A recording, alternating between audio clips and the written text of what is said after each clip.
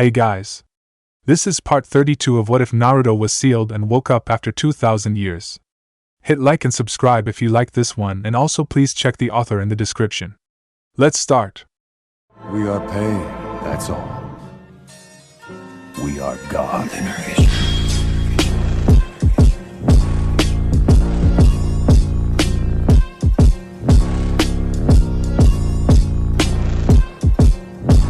Chapter 74. Once more with feeling. Location: the Normandy. Samantha had gone down to the shuttle bay so she could work out a little. She knew she had to keep in shape, but she didn't like doing it when there were people around. She was a little self-conscious about that. She preferred to work out when she could after shift, usually when people were about to hit the hay or get up and eat, depending on their shift. That way, they would be busy with what they were doing and she would be free to work in safe silence. That plan crumbled into ash when she saw the commander there, moving through katas. His movements were flowing and precise. It was actually beautiful. Then she remembered that he was down here. Oh crap, she thought. She started to turn back to the elevator to go back. Sam? She heard him call out. She froze. She couldn't go back up, not after being seen. She turned back around, acted surprised. Commander, what are you doing down here? I thought you were up in the den. I was, he replied. But I came down to train some. I had to get away from the paperwork. Since he became captain of the ship, he got all the paperwork. Now he understood why Tsunade kept griping about it. You came to do the same? The way she was dressed, athletic shirt and sweatpants, hair tied up in a high bun, meant she was down here to do that to him. Just to work out. But if you're down here, I can come back another time. There's enough room for us both, Sam, he told her, stopping her before she reached the elevator. I could use a sparring partner. If you're up for it. I thought that you were able to use clones to practice to fight. He shrugged his shoulders. It works for a time. But nothing beats like sparring against someone else. Do you spar? He asked her. It sounded like he was asking her if she could fight. I know how to defend myself, she told him. Does that help you? He smiled. Sure, that works. I can give you a few pointers if you'd like. She could hardly say no to that, not to the commander. It wouldn't look good. If you want, Commander. So that's a yes? She nodded. Yes. All right then. I'll give you a minute to stretch and warm up. She took that minute fully. She was going to need it. She wasn't going to fool herself in thinking that she was going to win this spar. She was going to be sparring against Naruto Uzumaki for fuck's sake. All she could do was hope that she would be able to hold her own for a little while. Once she was ready, she approached the commander. She took a ready stance, fists held up to her face in a guard. He didn't raise his arms that high, but he did spread his black gi-clad legs for better movement. She made the first move, throwing a basic 1-2 punch at him. He blocked it easily and gave her a jab of his own. It was fast, almost too fast for her. Whoa! She yelped, ducking down. His fist stopped where it was. You okay? She came back up. Yeah, sorry, she apologized. That was coming faster than I expected. He looked at his fist as he drew it back. Really? I thought I was going slow. Slow for you and a shinobi too, probably, Kurama told him. But in case you haven't noticed, she's not a shinobi. I get it, he replied. I'll go slower. It felt embarrassing that he would degrade himself like this just so to spar with her. Thank you, Commander, she said, unable to look him in the eyes. Don't worry, he told her. I'm sure you'll get up to speed if we keep sparring. He shifted back to his ready stance. Again? She struck again, this time going for a kick. He blocked it and jabbed her again. It was slow enough for her to see. She brought up a fist and stopped it. With her free hand, she went for his midsection. He caught and held it easily. She brought her other fist down on his arm, hitting it hard. He lost his grip, freeing both her hands. She crouched low and started swinging for the midsection. He took the hits just so he could grab her by the midsection. Good idea, he told her, lifting her off the ground. Wait, what's he doing? She understood when he had her over his shoulder and his gravity started tipping backwards. He was going to slam her into the ground. She couldn't let that happen. She started to wiggle, to make him lose his grip and focus. It seemed like his hands were like iron claws that refused to let go. But the more she wiggled, the more she could feel gravity shifting back. She gave it one more wiggle and gravity tipped the other way. She landed on her feet right in front of him. His hands were still on her sides. She removed them with sharp elbow jabs. Sting much? Kurama asked as Naruto backed off. Neither of them had been expecting that move. Nothing I can't handle, he replied, shaking off the pain. She's not using regular taijutsu, Sun remarked. It seems more like a mixture of styles. You think she picks stuff up? Koko asked the gorilla. He shook his head. She worked in a lab. I don't think she picked things up. So maybe it's standard alliance training? Isabu wondered. Saiken sniffed disdainfully. No wonder it's such a hodgepodge of a fighting style. The poor girl has no idea what she's doing. You'd be wrong there, Shikaku told the slug. If she didn't know what she's doing, she would be on the ground in pain. Naruto would have put her there already. I'm going slow, Shikaku, the aforementioned blonde reminded him. So? Look sharp, Gyuki warned Naruto. She coming back. Samantha charged the commander, sliding in low to get his legs. He took the blow but didn't let it make fall. She had been betting on that. Now she was on the ground before him, and he was still standing upright. Oh, she thought, realizing the predicament. She started to scramble away as he brought the feet down. She was lucky enough to avoid his stomps and get back to her feet. But Naruto was already there in a jump kick. Pain filled her chest, and it was followed by pain in the back when she hit the floor. It threatened to engulf her senses, but she didn't let it. She rolled away and go back to her feet. Naruto was already there, standing up. You need to be faster on your feet, Sam, he told her. You taking too long to get back up. Noted, she said with a panting breath. She didn't know how she was going to do that, but that wasn't the issue at the moment. She came at him again with the same 1-2 punch. He didn't so much as block those as he deflected them. Don't always lead with the same move, he instructed. It lets people know what you're going to do. How? She asked, despite the fact they were in the middle of a spar. Like this. Just as she kicked him in the side, he grabbed and twisted. The world went sideways and she fell on the floor again. See? She shook the sudden daze off and got back onto her feet. I do. So that might she was going to have to mix it up. She hoped she could do that. But she didn't feel so apprehensive about this spar anymore. She felt a drive to keep fighting, to show that she could hold her own and even turn the tables. She kept going. Each time he knocked her down, she got back up and kept fighting. He did what he offered and gave her tips on how to fight. Some of the stuff flew over her head, but what she did understand she used. It was a slow process, but she felt like she was learning. It felt like it was taking the commander longer to knock her down. Either that or he was playing with her. It didn't bother her as much as she thought it would. She kept her focus on the fight. Her body ached in a good way, a way that didn't make her feel tired. She could keep going. And that's what she did. She snapped a kick. He caught it, but she didn't let that stop her. She twisted herself around and snapped a high kick at his head. It didn't work like she hoped since he caught the kick. The sudden off-balance made her tumble backwards, taking the blonde with her. They both slammed into the ground hard. She tried to get up, but a hard pain filled her leg.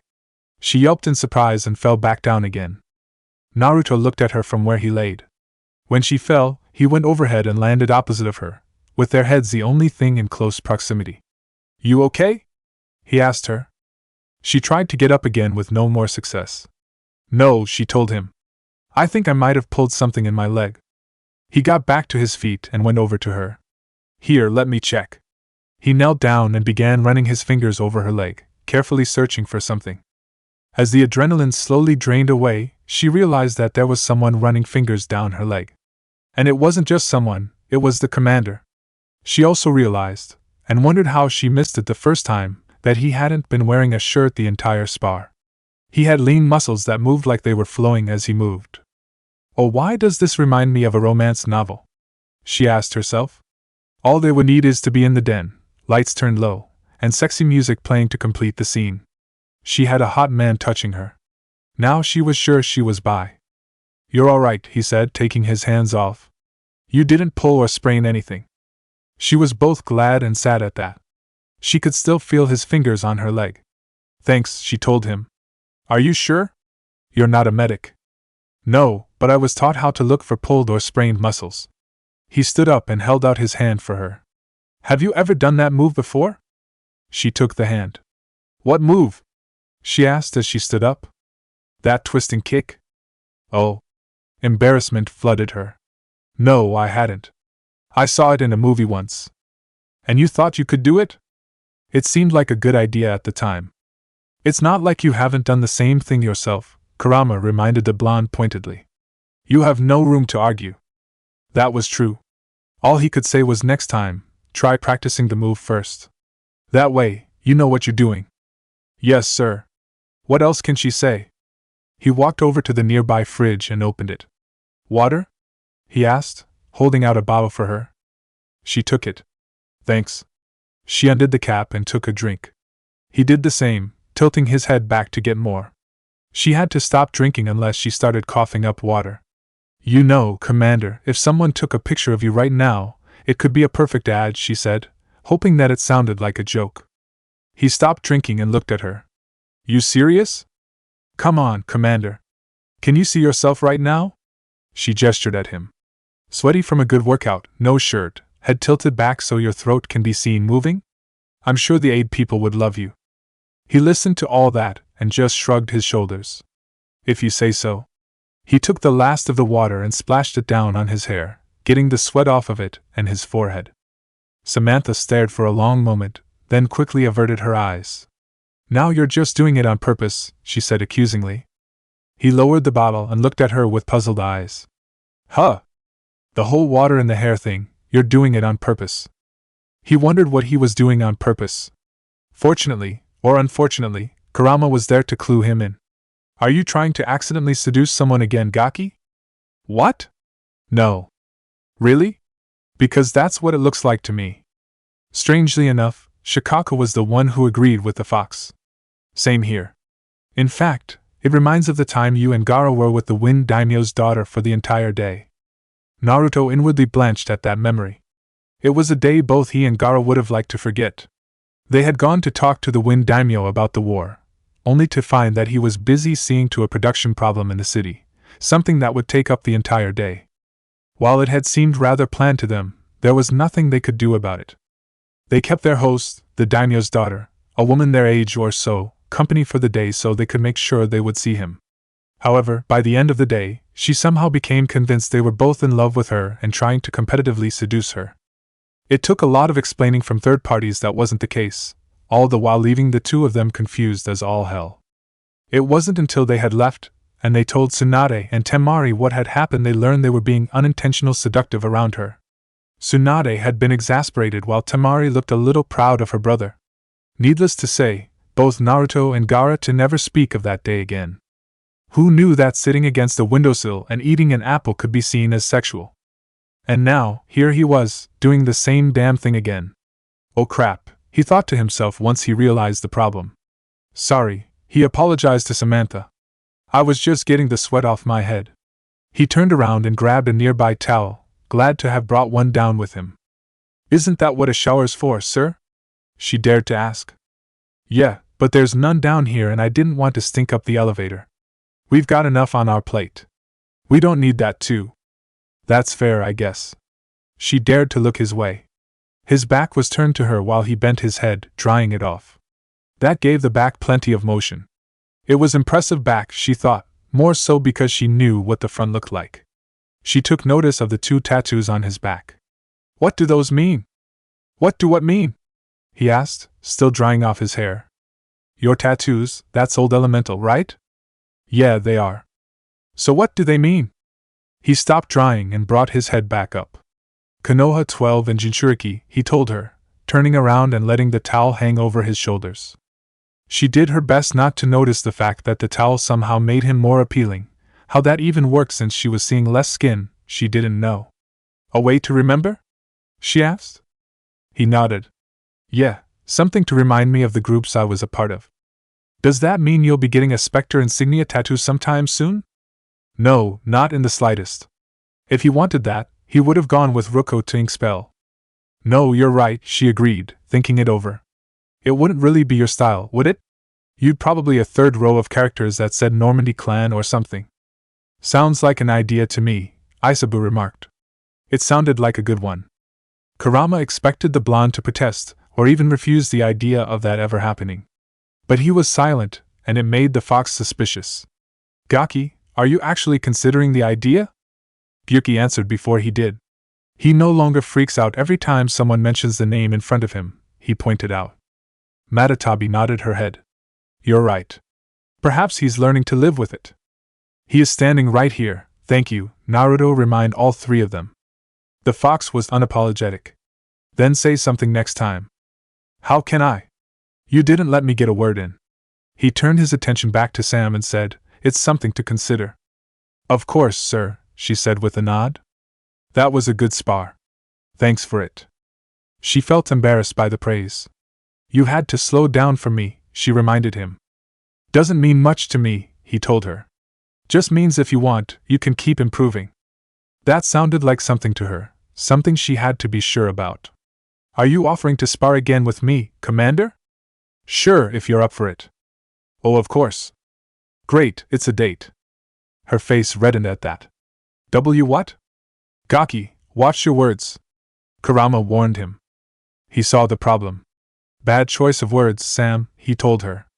Once we get back from this mission, how about we set up a schedule to see what nights we can spar? So he didn't just want another session but more? She couldn't argue with that. She had actually liked their sparring. Sure, of course. All right then. He pulled off the towel and grabbed a shirt nearby, pulling it over his head. It was a black undershirt that fit to his body nicely. I really have to stop noticing that stuff, Samantha thought to herself. It was her commanding office for crying out loud. What were the odds of him looking at her the same way? Especially since he was infamous for sleeping with Arya Cloak? She had no chance. He walked past her to the elevator. He looked back at her. By the way, I know you have to tie your hair up when you work out, but it looks better when it's down. Her hand flew up to her hair instantly. Thank you, Commander, she said, blushing a little. She didn't give much thought about her hair since no one complimented it. That was the first one she had gotten. He smiled at her again before walking into the elevator. She was left alone in the shuttle bay. When the Normandy left the Citadel, Naruto directed Joker to the Castellus system in the Apian Crest. After talking to the Turians in Purgatory, they revealed that morale amongst them was low. But the sergeant revealed that a certain flag from a battle would help raise that morale. Naruto offered to go look for it, and they accepted. They found the right system, but the Turians didn't know which planet the banner was on. So the Normandy spent a week in the system, trying to find the right planet. It was hindered by the fact that every time they scanned a planet, a Reaper would show up and they had to get away. The only they were able to make that Reaper go away was to make a bit of a ruckus in another system. It was a good thing the Normandy was fast, otherwise they never would have succeeded in the gambit several times. Once they found the flag, Naruto was able to send it off to the Citadel in express mailing, addressed to the sergeant he talked to. But when it felt like they could relax, Naruto got a message from the higher-ups. They had another mission to do, one that needed to be done fast. As soon as they reached the right planet, the team was ready to go down in the shuttle. They had gotten word about an attack, not from the Reapers, but from the Akatsuki. No one knew if there were survivors or not. That was partly why they were coming. Naruto took a look around the area as he came off the shuttle. Green, he remarked. Kurama rolled his eyes. Is that all you have to say? It is green. Every tree he saw had leaves on them, and each leaf was bright and glowed its greenness to him. And beautiful, Gyuki added. He couldn't believe what he was seeing. It was a beautiful place. It certainly looked like a paradise to him. He could imagine himself in those hills, running around like he was a baby again. Liara came off the shuttle with her weapon to bear. She took a quick look around and saw nothing. No signs of survivors, she announced when she stopped looking around. That's good, right? Ararax asked Gurus, looking up to his teacher. He was allowed on this mission, provided he did what he was told the first time around. It depends on what happened to them, Gurus told him. If they're alive, we don't know where the Akatsuki could have taken them, or what they're doing to them as we speak. The younger Turian's face recoiled in horrified shock. He got the idea and didn't like it. That was good. We need to head out, Naruto told them. They were all standing before a series of prefab buildings. That could only mean they were looking at Lab Settlement, or a home. As they approached the settlement, Maya looked around. There truly was no one there, at least out in the open. We should spread out, she told Naruto.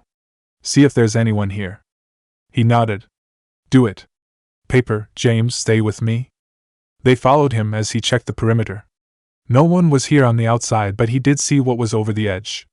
Ararax and James did too. They all stopped and stared. Whoa, James said with a low whistle. I didn't think I'd ever see something like this. Is this a dig site? Ararax asked. It looked like a dig site to him. There was equipment and trucks all around down below, and the remains of something were being dug out of the ground. They looked like giant black ribs to him. It is, Naruto said. The others came back. Anything? He asked them. Ciresh shook his head. Nothing. Idai said, I have no humans within the settlement, civilian or Akatsuki. Liara had something different to say. I didn't find anyone, but I did find something that might help get Akatsuki off this planet, if sent to the right people. Can you send it now? She nodded. Yes. Do it. She opened up her Omni tool and started transmitting the data.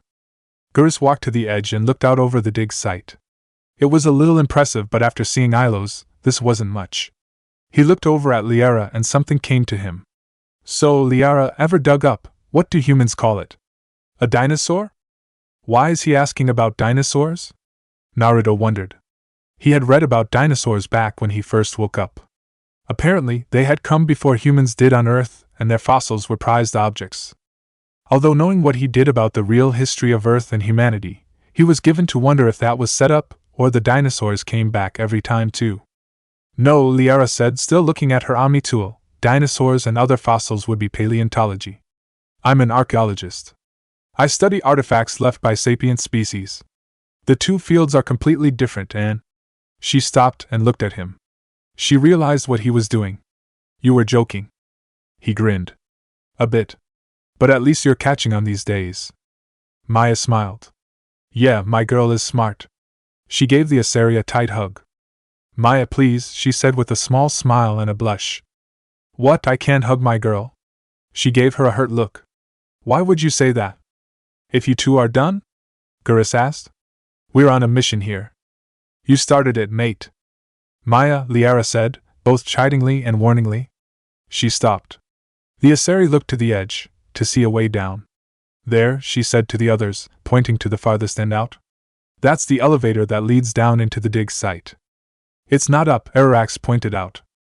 We will have to call the elevator, Idai told him. There was possibly the barest hint of dry humor in her voice. If people didn't know her, they wouldn't have noticed. Naruto walked to the edge and looked down. The elevator was there, waiting. Liara, console. She nodded and walked over to the elevator console. A few quick keystrokes and the elevator started coming up. While she waited, she took a moment to look through the console, see what else was in there. She found something that made her eyes go wide. Goddess, that doesn't seem possible. All eyes fell on her. What? Ararax asked. She didn't pay attention to him. She was still focused on what she read. It's not a Prothean artifact. It's… The elevator came to a stop in front of them. There was a black capsule on it. They got on board, but she still had all their attention. Liara, what is it? Ciresh asked her. She had a hard time trying to get out. She was too busy staring at the capsule. Is it about the dig? James asked. She nodded. I know why the Akatsuki are digging here. Because they found another Prothean artifact, right? No, she said, shaking her head. They're not digging up an artifact. What are they digging up then? Ararax asked her. An actual Prothean. For a moment, no one said anything. They all just stared at her in stunned silence. Naruto broke the silence by asking, You're not kidding, right? No, Naruto. I'm not. A Prothean? Yes. Like the collectors? Ciresh asked her. Or those bodies we found back on Ilos? Like the bodies we found on Ilos, but this one is alive. This time, they all looked at the capsule. A still-kicking Prothean? Naruto asked. That doesn't seem possible. You saw Prothean stasis chambers in the archives on Ilos. The only reason those failed was lack of power, Liara reminded him. She approached the capsule and activated it, scanning the capsule. Gaki, you're a sitting duck right here, Sun pointed out to the blonde. The Akatsuki are liable to catch you with your pants down like this. If they catch him with pants down, at least he'll be able to distract the women for a couple of minutes, Shikaka said with a snigger. I think that's his shirt coming off, Isabu replied. The Tanuki shrugged. 6 of one, half a dozen of the other. The fact would remain the same. How about we stop talking about me stripping? Naruto asked.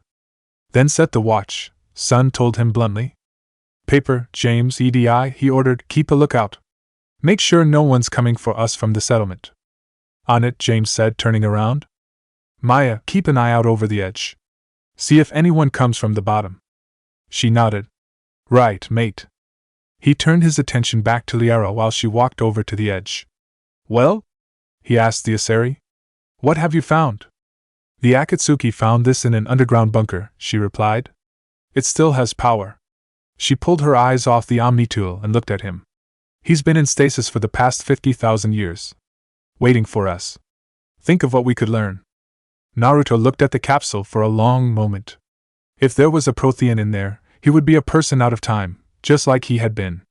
How would he react to everything? He looked at Liara. What do you know about the Protheans as a people? Given your experience with the Prothean cipher, you probably know as much about them as I do. She turned her gaze back on the capsule. The Prothean Empire spanned the known galaxy. They uplifted countless other species to help them join the galactic community. Gaki? Kurama said. I don't know about you, but that sounded a lot like the old Liara. I know. He heard it too. He had thought that old Liara was gone. But now it looked like when it came to the Protheans, the old Liara was still going. The way she talked about the Protheans, it was like they did good for the galaxy and nothing else. He knew that wasn't true.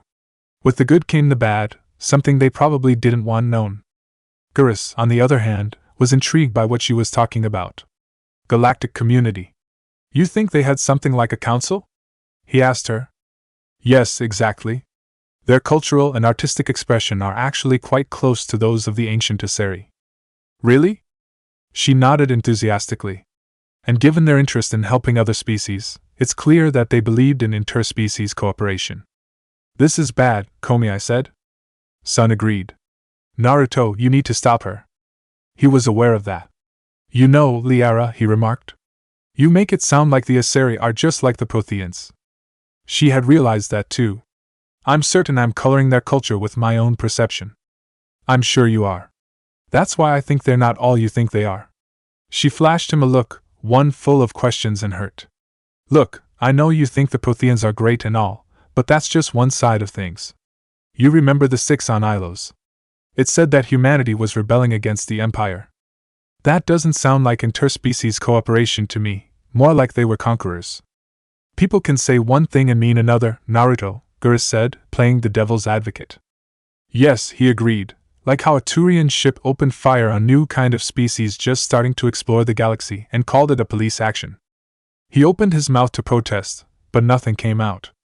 I've got nothing against that, he conceded. Naruto was right, of course. But in the Turians' defense, they only thought they were doing what was right. Liara eyed the both of them.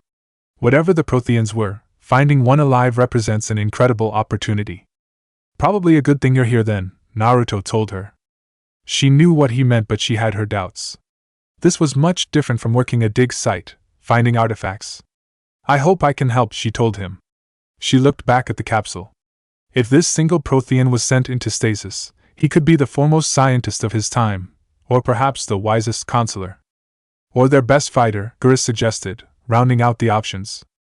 Or that, she agreed, still focused on the capsule, scanning it. She frowned. Naruto looked to her. What's with them? The Akatsuki damaged the life pod when they excavated it. The life signs are unstable. So we crack it open, get him out of there. She shook her head instantly. No, breaking the pod would kill him. We have to find the command signal that ends the stasis mode. We also need to figure out how to physically open the pod without doing more damage. She looked back at the settlement. The Akatsuki took over the labs to research what they found at the dig site. That's likely our best bet. So that's where we're going. He looked at the sentries. EDI anything? He called out. I have detected any Akatsuki signals in the area, EDI replied. For the moment, we should be safe. Great, so, incoming! Maya shouted suddenly, getting everyone's attention. They all swung their eyes her way, just in time to see a shuttle bearing down on them. It screamed past them and swerved to a stop above the settlement. There they are, Gurus announced as the shuttle's hatches opened and soldiers started dropping down. Gurus, Maya, Naruto ordered instantly. Start sniping. Paper, James, EDI, give them covering fire. What are we going to do? Liara asked. He pulled the beasts free. We go help with the cover fire. The Akatsuki would certainly try to get close. They wanted the capsule. Everyone moved to obey. The Akatsuki had landed on top of the settlement, which gave Gurus and Maya plenty of room to work with. They took the shots and hit their targets. That tipped the Akatsuki off and they got moving fast. They're coming down, Arax announced.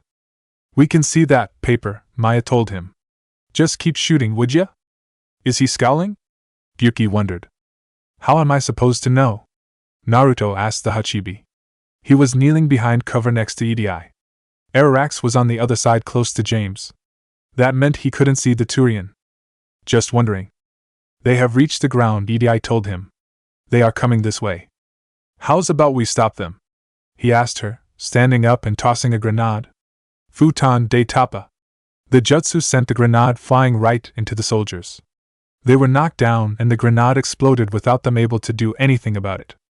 You seem to have it handled, she remarked, that same hint of dry humor in her voice again. Did you get them all, Commander? James asked. He didn't answer that right away. He looked back at the snipers. Any more targets? He asked them. Maya shook her head. I got nothing. Gurus lowered his rifle. Same here. All right, the blonde said. Move up and check. I don't want to have a surprise lying in wait for us. He hopped over the barricade and started back towards the settlement. The others followed suit, keeping their guns on point and checking. Arax felt nervous. He had been in battle before, but that was where he had a place to defend. Here out in the open was something else, something that he wasn't sure he was ready for. Just breathe, he told himself. Maya noticed him starting to look twitchy. Hey, Paper, you good? I'm good. You sure? Yeah. He looked back to the ground in front of them. Something moved up ahead, a shadow. He brought his gun to bear. What was that? What was what? Gurus asked him. Something moved, just up there. I don't see anything, James said, checking the area. I'm telling you, something moved there. He gave the kid a disbelieving look. You sure you didn't make it up? I'm not. Naruto spoke before they could. Keep moving, but keep an eye out. We might have missed someone. Arax was glad for the support, however small it might be. It made him feel like the commander was keeping an eye out for him, not dismissing him because he was too young or too junior a rank. They reached actual ground, but there was no one there but the bodies they dropped. Arax knew there was something watching them. He could feel it itching away at him. Come on, where are you? He thought, looking around as they walked towards the settlement. Someone was out there, watching them. Something moved from above when they passed. The first glanced up and saw a man in black armor falling towards them, towards Naruto with an Omni dagger shining. Look out! He shouted, running towards and pushing him out of the way. He tried to move too, but he wasn't fast enough. The human got him in the leg with the dagger, making his world alight with the pain. Ah! James swung his gun around. He aimed for the man, but he was already moving, keeping low to avoid the gunshots. He slammed into the Marine with his shoulder, knocking him down too. His Omni dagger rose up, ready to strike again. Another blocked it. He looked up and saw Naruto standing over him. Nice try, pal, the blonde said, kicking him in the face. He fell to the ground but rolled up to his feet. He brought the Omni tool to bear, but there was a dangerous shine in his eye. They could all see it because the helmet was broken from the kick. Naruto Uzumaki, as I live and breathe. I was hoping for us to meet like this. Really? Why's that? He asked, putting his gun away and folding his arms. The Omni dagger disappeared. So I can kill you with my own two hands. I do that, and I'll become a living legend. It's not worth the hype, trust me. I'll be the judge of that. He charged and attacked. Naruto blocked his punches, but he had to make an effort. The man's taijutsu was good, on par with Anbu. Considering how well he hit himself too, he must have been a good agent for the Akatsuki. Of course, that was ruined by his own ego. He just had to have this fight so he could prove himself. After a couple of minutes, Kurama asked, "Are you done?" in a bored voice. "That depends," he replied while dodging a headshot. "Shikaku?"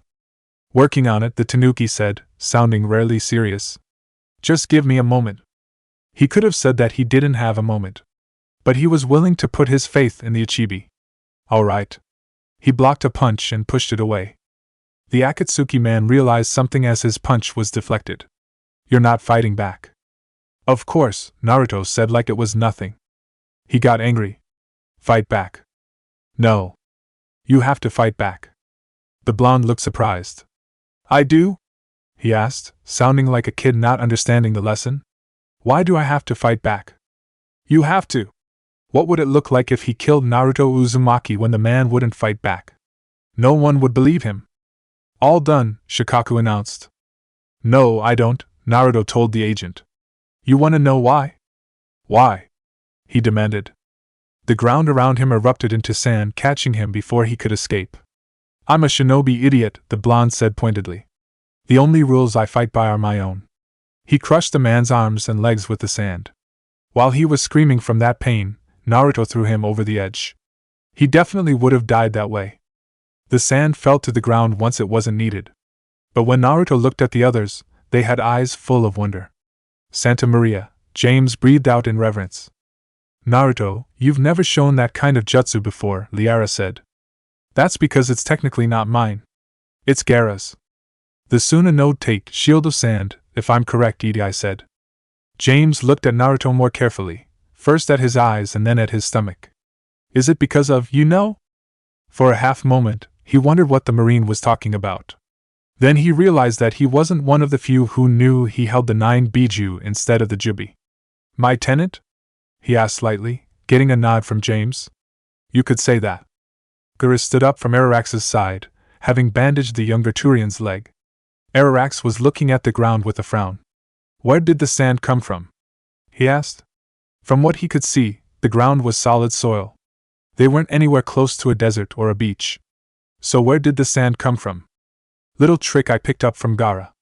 If you grind the earth together, you get sand. Takes a bit of concentration, though." James realized what that meant.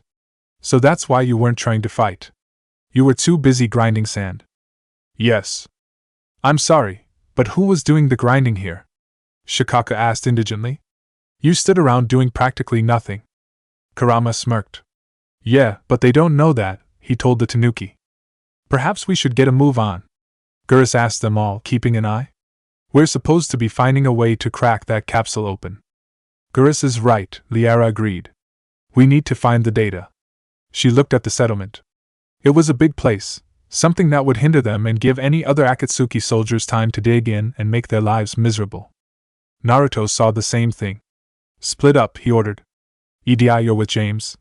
Geras, with Maya. Liara's with me. If you find what we're looking for, call through the comms." "Hey, what about me?" Ararax asked. Not being chose felt like he was being left on guard duty. He wouldn't actually say anything, but he didn't want that. "You're with Geras." "Oh. Yes, sir." His teacher looked a little amused. Did he know something? Before he could even ask, they were on the move. It took them about 20 minutes or so before they found what they were looking for. As they searched, they found more information about the Akatsuki and their operations on the planet. Each time a piece was found, it was sent to Liara and she would upload it. Every little bit helped.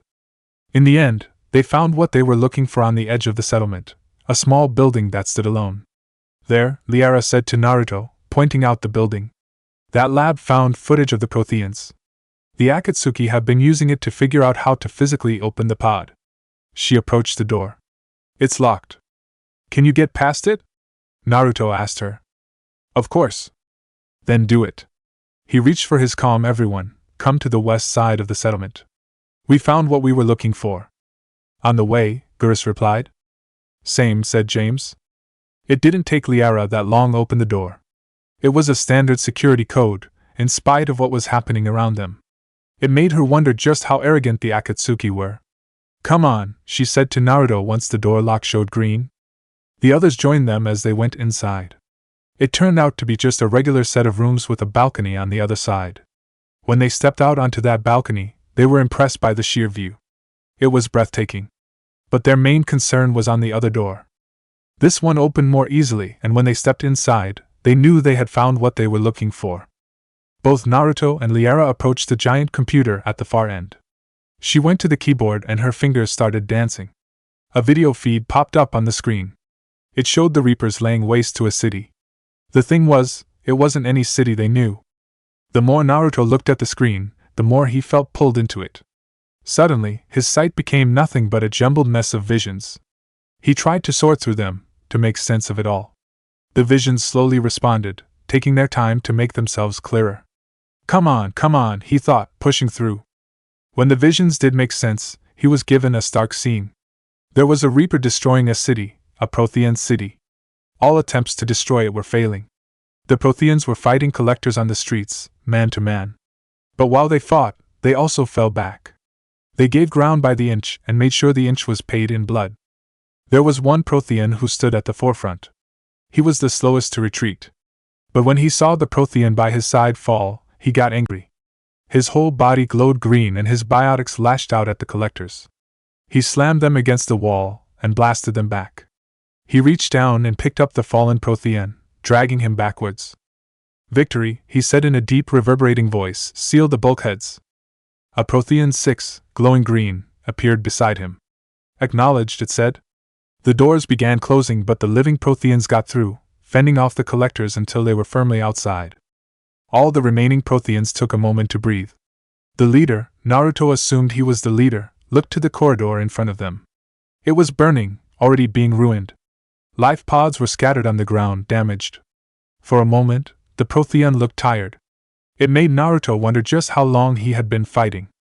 The moment passed, and he became serious again. How many have we lost? He asked. The 6 appeared behind him. Reaper forces have destroyed approximately 300,000 life pods. The leader checked a nearby capsule, opening it up. What laid inside was a dead Prothean. A third of our people, he said, placing a hand on the corpse's shoulder. He looked tired again, tired and sad. Just how many people did he lose like this? Alert! North side bulkhead cannot be sealed. Hostiles detected. He stood up and reached for his gun. Then all forces to the north, he ordered. All the Protheans followed him away from there, back into battle. The visions became jumbled again, and Naruto felt himself being pulled out of it. When they stopped, so did the video on the computer screen. Did you guys see that? He asked his tenants. Yeah, we did, Kurama told him. He noticed something else in his mind. He wasn't sure how, but he had gleaned something from the video. Okay, I'm not exactly sure how, but I think I can get the capsule open. You can? Ciresh asked. How? He pointed at the screen. It's something that showed me. Liara looked at him. You understood that? You didn't? He asked her. She shook her head. No. All I saw was static. The Akatsuki was trying to make sense of it, without success. She realized something, and it had to do with Naruto.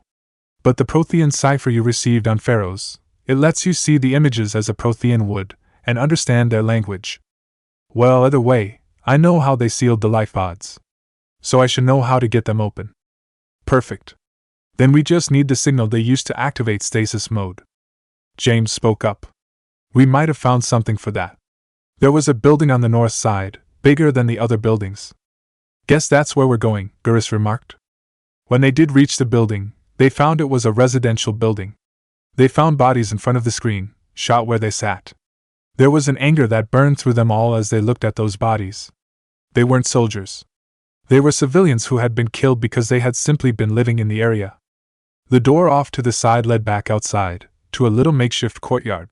Said courtyard had Akatsuki soldiers in it, and they were surprised to see them.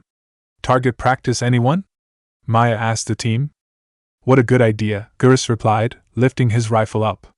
He barely needed to take aim before he started shooting. Arax noticed one of the soldiers trying to place something down. He figured it out quickly. That's a turret, he warned the others. He brought his gun up and pointed at the turret. If he could destroy it before it was activated, all he felt was a slight gust of wind pulling at his legs. Then he noticed that the commander was not with them.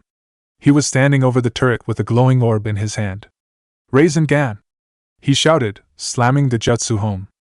The engineer placing the turret down stared in shock as he watched it get torn to shreds. Wah was the only thing he could say before getting a bullet in the face, courtesy of the blonde. He looked up and saw the other engineer trying to find the right spot for another turret. The beast tracked him. A right-hand bullet short-circuited his suit's gear while a Doton bullet broke the armor entirely, getting to the bones and shattering them. When the engineer fell, his body was a broken mess. Takes care of that, Naruto thought to himself. Yes, it does, Sun agreed. It also leaves you in the middle of the enemy, moron. Don't worry about it, Kurama assured the gorilla. Something like that has never stopped the Gaki before. Why should it now? A heavily armored soldier moved towards him. He held a shotgun and probably thought if he got close enough, he could kill the blonde with a few shots, maybe even just one. Doton bullets broke through his armor, and his sense of security. He stumbled back and Naruto moved forward, staying low. With one quick sweep of the feet, he brought the Solider down, and killed him with a bullet to the head. He fell to the ground next to the body and used it as cover, a tactic he had learned during the war. It was a tactic he never liked to use but could admit it was effective in a pinch. The others made their way over to him, making sure he had support. Naruto, behind you! Ciresh shouted in warning. He rolled over and saw the soldier aiming at him. He grabbed the dead body and rolled over it, landing in front of the broken helmet. He barely gave the dead face a look as he waited for the bullets to pass and returned fire. The soldier fell fast. When the others reached him, he got back to his feet. The remaining soldiers were bunching up, trying to make strength in numbers. It just made James say, idiots, before pulling 2 grenades free and tossing them. His gun snapped up and fired at the soldiers. He wasn't aiming to kill them but hold them in place. The grenade took care of the rest. Ararak stared at the remains, doing his best not to lose his stomach. What was that? He asked, tearing his eyes off the mess. Just something I picked up from my sister once, James said. She thought it was effective. Looks like she was right. Quan miserably flashed through Naruto's mind but he shoved it down. He couldn't think of her right now. Let's get moving, he said shortly. They reached the other side of the courtyard, to the cluster of buildings. They had Ararak stay at the entrance, keeping a lookout. The one they entered turned out to be the greenhouse. Naruto passed the plants, sitting in neat little rows with water misting down on them behind a wall of glass. He wondered if they were for research or actually eating. Whatever the answer was, it didn't matter. The lab they needed to find wasn't a standalone building but rather a room at the back. Naruto and Liara walked up to the computer. While she worked the keyboard, he kept his eyes on the screen.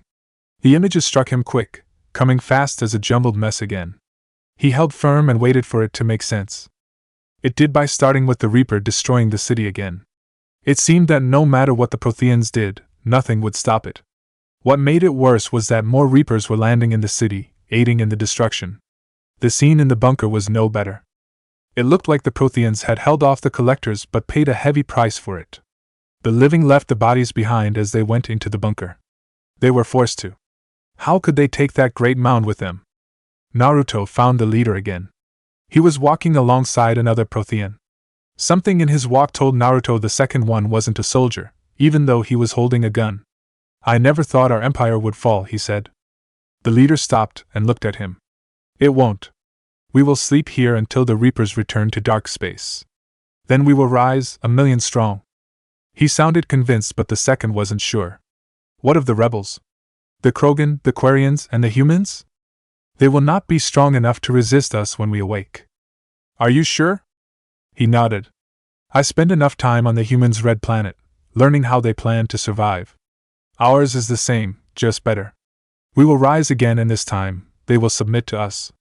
This time, the Reapers will not destroy us. His confidence seeped into the second Prothean. He stood a little taller, a little stiffer. For the Empire, he declared. For the Empire, the leader agreed. Get to your stasis pod. He watched the second Prothean walk away before turning back to the path they had walked seconds before. Victory, broadcast the stasis readiness signal to all life pods. The 6 appeared beside him. And the refugees who have yet to reach the bunker? It asked him. He paused for a moment. It was clear to Naruto he was thinking about what to do with them. Their sacrifice will be honored in the coming empire. Wait, he's just going to leave them? Asked the blonde. He's not even going to try to save them? An explosion shook the street. The leader looked back at the mound. Fresh collectors were climbing over the dead mound, rushing towards him. His lips peeled back in a snarl as he pulled his gun free. They would not get past him. Naruto felt himself be pulled out of the vision as it turned into a mess again. Liara noticed when he came back. It was how his face shifted. You understood that one too? She asked him. Yeah. He checked his mind and found what he was looking for. And I've got the signal for the stasis mode. Excellent. Then we have everything we need to open the pod. Sounds like we're heading back, Gurus said from the door. Naruto nodded. That we are. Commander, Ararak said over the comm, Akatsuki soldiers are dropping in. They're coming this way. Gurus answered him. We're on our way, Ararax. Find a place to bunker down behind and don't try anything stupid. Keep yourself alive. Out of curiosity, weren't there 2 doors to this building? Shikaka wondered. Isaba nodded. Yeah, there's one at the back. We saw as we came over here. And that gave Naruto an idea. Gurus and Maya, with me. Everyone else get back to Arax, he ordered. They did as they were told, but Maya was curious. Where are we going, mate? She asked the shinobi. You guys are going to have a different angle on the fight. They all heard the gunfire start up. It sounded louder on one side, but it quickly evened out. We'd better get a move on, Gurus suggested, keeping his rifle at the ready. They found the door easily enough. It opened to a porch that went around the building's side. They reached that side and looked around the corner. The firefight was concentrated on the other door. The team held it and were keeping the Akatsuki from taking it. But they were also stuck in place, unable to move much. All right, Naruto told the 2. Take the shots you can, make it confusing. What are you going to do? Maya asked. What I always do when things need to be confusing, he said as he approached the building. Be loud and distracting. He walked the building's side until he reached the roof. He had a much better view of things from up here. You know, Komiai remarked, this might be one of your dumber ideas. Kurama shook his head. Nah, doesn't even crack the top 100. Have fun, Gaki. He ignored the fox as he whistled sharp and loud. The firefight stopped as everyone looked up at him. Hello, everybody, he said cheerfully. Nice day, isn't it? How's everyone doing? The Akatsuki gun snapped up at him, but then a single gunshot barked, and one of them fell to the ground. Ooh, you might want to check up on him. That looked like it hurt. His team took advantage of his talking and poured on the firepower. The soldiers lost 3 people before they shot back. Naruto walked back and forth across the roof, catcalling the soldiers. It worked, making them so distracted between trying to fight the team and paying attention to him, they never noticed the snipers taking them out. Personally, the blonde thought it was rather sad they didn't learn how to ignore people. When the firefight stopped, the team were the ones living. Let's get a move on, Gurus said, coming around the corner. James looked up at the roof. Commander, you want to come down now? He would have, except he had a better viewpoint from up there. Oh, he said as he looked out at the settlement. The team veterans went on the alert, knowing full well that wasn't a good sign when he said something like that. James was a little slower on the draw and Ararax was the slowest. But they still kept themselves ready. What is it, mate? Maya asked Naruto. I see Akatsuki shuttles, he answered. They're dropping troops, quite a few of them. Are they trying to stop us or get to the capsule? Liara asked. She wasn't exactly panicking, but there was an edge to her voice. He couldn't really tell from his position. There were buildings blocking his view. If I had to guess, I'd say both. She scowled. By the goddess's blue tits. Maya looked at her, impressed with the venom she heard. Nice one, Liara, she said with a grin. You got anything else dirty to say? Not the time, Maya, she said. All right, but I want to know.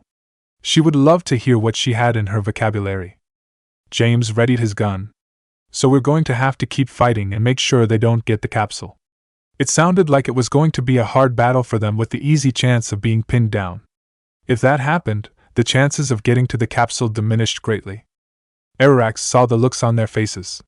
He understood enough of what was happening to know it was grim. This is going to be a long fight, isn't it? He asked. Quite possibly, yes, his teacher said. You guys getting tired? Naruto asked, looking down at them. Oh, just a little bit, Maya told him. Plus, I think I'm starting to run out of ammo. Well, we can have that, can we? He asked rhetorically with a little smile on his lips. She looked up at him. Hey, if you're fine with me using my rifle like a club, okay. You're going to be forking over the cash when it breaks. I think he can afford it, Liara told her. How would you know?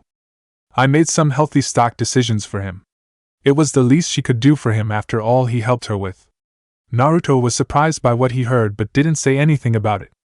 James knew this was bantering, but his mind was still focused on what would come next. We still got a fight ahead of us, he reminded them. Not necessarily, Naruto said. How's about I take care of this problem? You guys just handle the end results. Ararax was confused. How is he going to do that? As far as he knew, the blonde was just one man. He made it sound like there was a battalion forming up to stop them. How was he going to stop them all? The others didn't seem to mind the idea, though. Go ahead, Naruto, said Geras. We're not going to stop you. Thanks. He crossed his fingers. Tajukage Bunshin no Jutsu. The whole area was suddenly covered in smoke. Ararax thought they were danger and ducked for cover, pulling his gun free. He looked at the others. They were still standing up and they were giving him odd looks. What are you doing? Maya asked. I thought we were under attack? He hated how that sounded like a question. It sounded weak to him. She opened her mouth to say something but Geras stopped her. Leave him be, Maya. He's just doing what any good Turian would. He looked down at his student. Get up. We're not under attack. We're not. No. He stood back up slowly. Then what just happened? He got his answer when the smoke blew away and he saw that he was surrounded by Narutos, a lot of Narutos. The sight of that much blonde hair boggled him. What the? Geras looked at him critically. Have you read the history books I gave you, Ararax? He asked. The younger Turian was still looking at the clones. No? I didn't think that it was mandatory reading. It was. If you had read the books, you wouldn't have been so surprised by this. He sounded like he didn't care they were swarmed by hundreds of the commander. If anything, he looked relaxed. Naruto spoke up. All right, people. I'm going to need you guys to get moving and swarm the Akatsuki. The clones started speaking back, their voices clamoring over each other, like he had been expecting. He blew a sharp note, sharp enough to pierce through all the talking. Are you done? He asked them. They stayed silent. Good. Now get to it. That's all he has to say? Ararax thought. He would have thought that he'd be more commanding. You heard the boss. One of the clones shouted. Charge. The Turian watched as the army of Blonde charged out in a mass stampede. It was as loud as thundering drums clashing against a waterfall. The sound faded away as they left. It was replaced by sudden gunfire and surprised shouting. All he could think was whoa. Geras looked up at the blonde. You know, Naruto, I know that you don't like being called the Kage no Guntai. But you have to admit, after seeing that, it makes sense. He frowned as he hopped down. You don't have to put with them. I do. You say that every time. And I mean it, every time. Ararax looked at where the clones charged out, then back at the blonde. He didn't look any different, but the Turian looked at him like he was seeing him for the first time. I should probably read those history books, huh? He asked Geras. Yeah, you should. They waited while the gunfire went on. As the seconds passed, the gunfire grew fainter and fainter. When it was almost gone, James looked at Naruto. Sounds like it's done, he said. We should go. Wait, the blonde told him. He was listening and sorting through the memories. The battle was still going on. When the last memory came through, he knew it was enough. All right. Now let's move. They moved through the camp, taking out any Akatsuki soldiers still alive. There weren't many of them.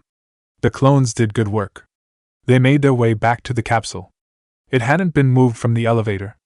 That told them the soldiers hadn't been able to reach it before the clones swarmed over them. Both Liara and Naruto approached the capsule first. You ready? He asked her. I feel like I should be asking you that question. She couldn't help the small note of excitement in her voice. All right, keep back while I do this. She did as she was told. He activated his Omni tool and held it over the capsule. He wasn't quite sure what he was doing.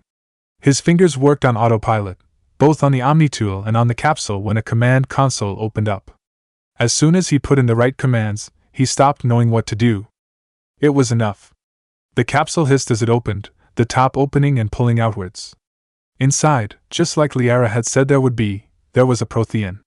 The second Naruto saw him, he knew it was the leader he had seen in the visions. Liara stepped up and looked at the Prothean. Goddess, she breathed out in wonder. This was the first time she had seen a real Prothean. Its head was covered in a carapace that curved backwards. It gave the face a stern look. There were 4 eyes, 2 on each side. They were closed, making her wonder what their color would be. The more she looked at the face, the more it looked like there were 3 pairs of nostrils. The skin was a blue-gray color, but the blue might have been because of the ice melting off. The Prothean didn't move. It stayed still in the capsule. Gurus looked at the body and then at them. It's not moving. It's a male, Gurus, Liara told him. How do you know? She's the Prothean expert, Naruto reminded him. He looked guilty at Liara. She took the silent apology and continued on. It may take him some time to fully regain consciousness. But even as she said those words, the Prothean opened his yellow, twin-pupilled eyes. It was a groggy motion that showed he was confused about his surroundings. When his eyes settled on Naruto, they realized who he was. The grogginess sharpened into clarity, hateful and distrustful clarity. That's not good, he thought. Everyone, that's as far as he got before the Prothean flared his biotic and slammed it against them all. They stumbled back while he stumbled out of the capsule. His feet were caught at the edge and he fell to the ground. He landed on his hands and knees but didn't stay there long. He got back to his feet. Liara did too. Be careful, she warned the others. He's confused. He's making a run for it, Gurus said, watching the Prothean take off for solid ground. His legs were still stiff, and he didn't have good control, falling down again near the edge.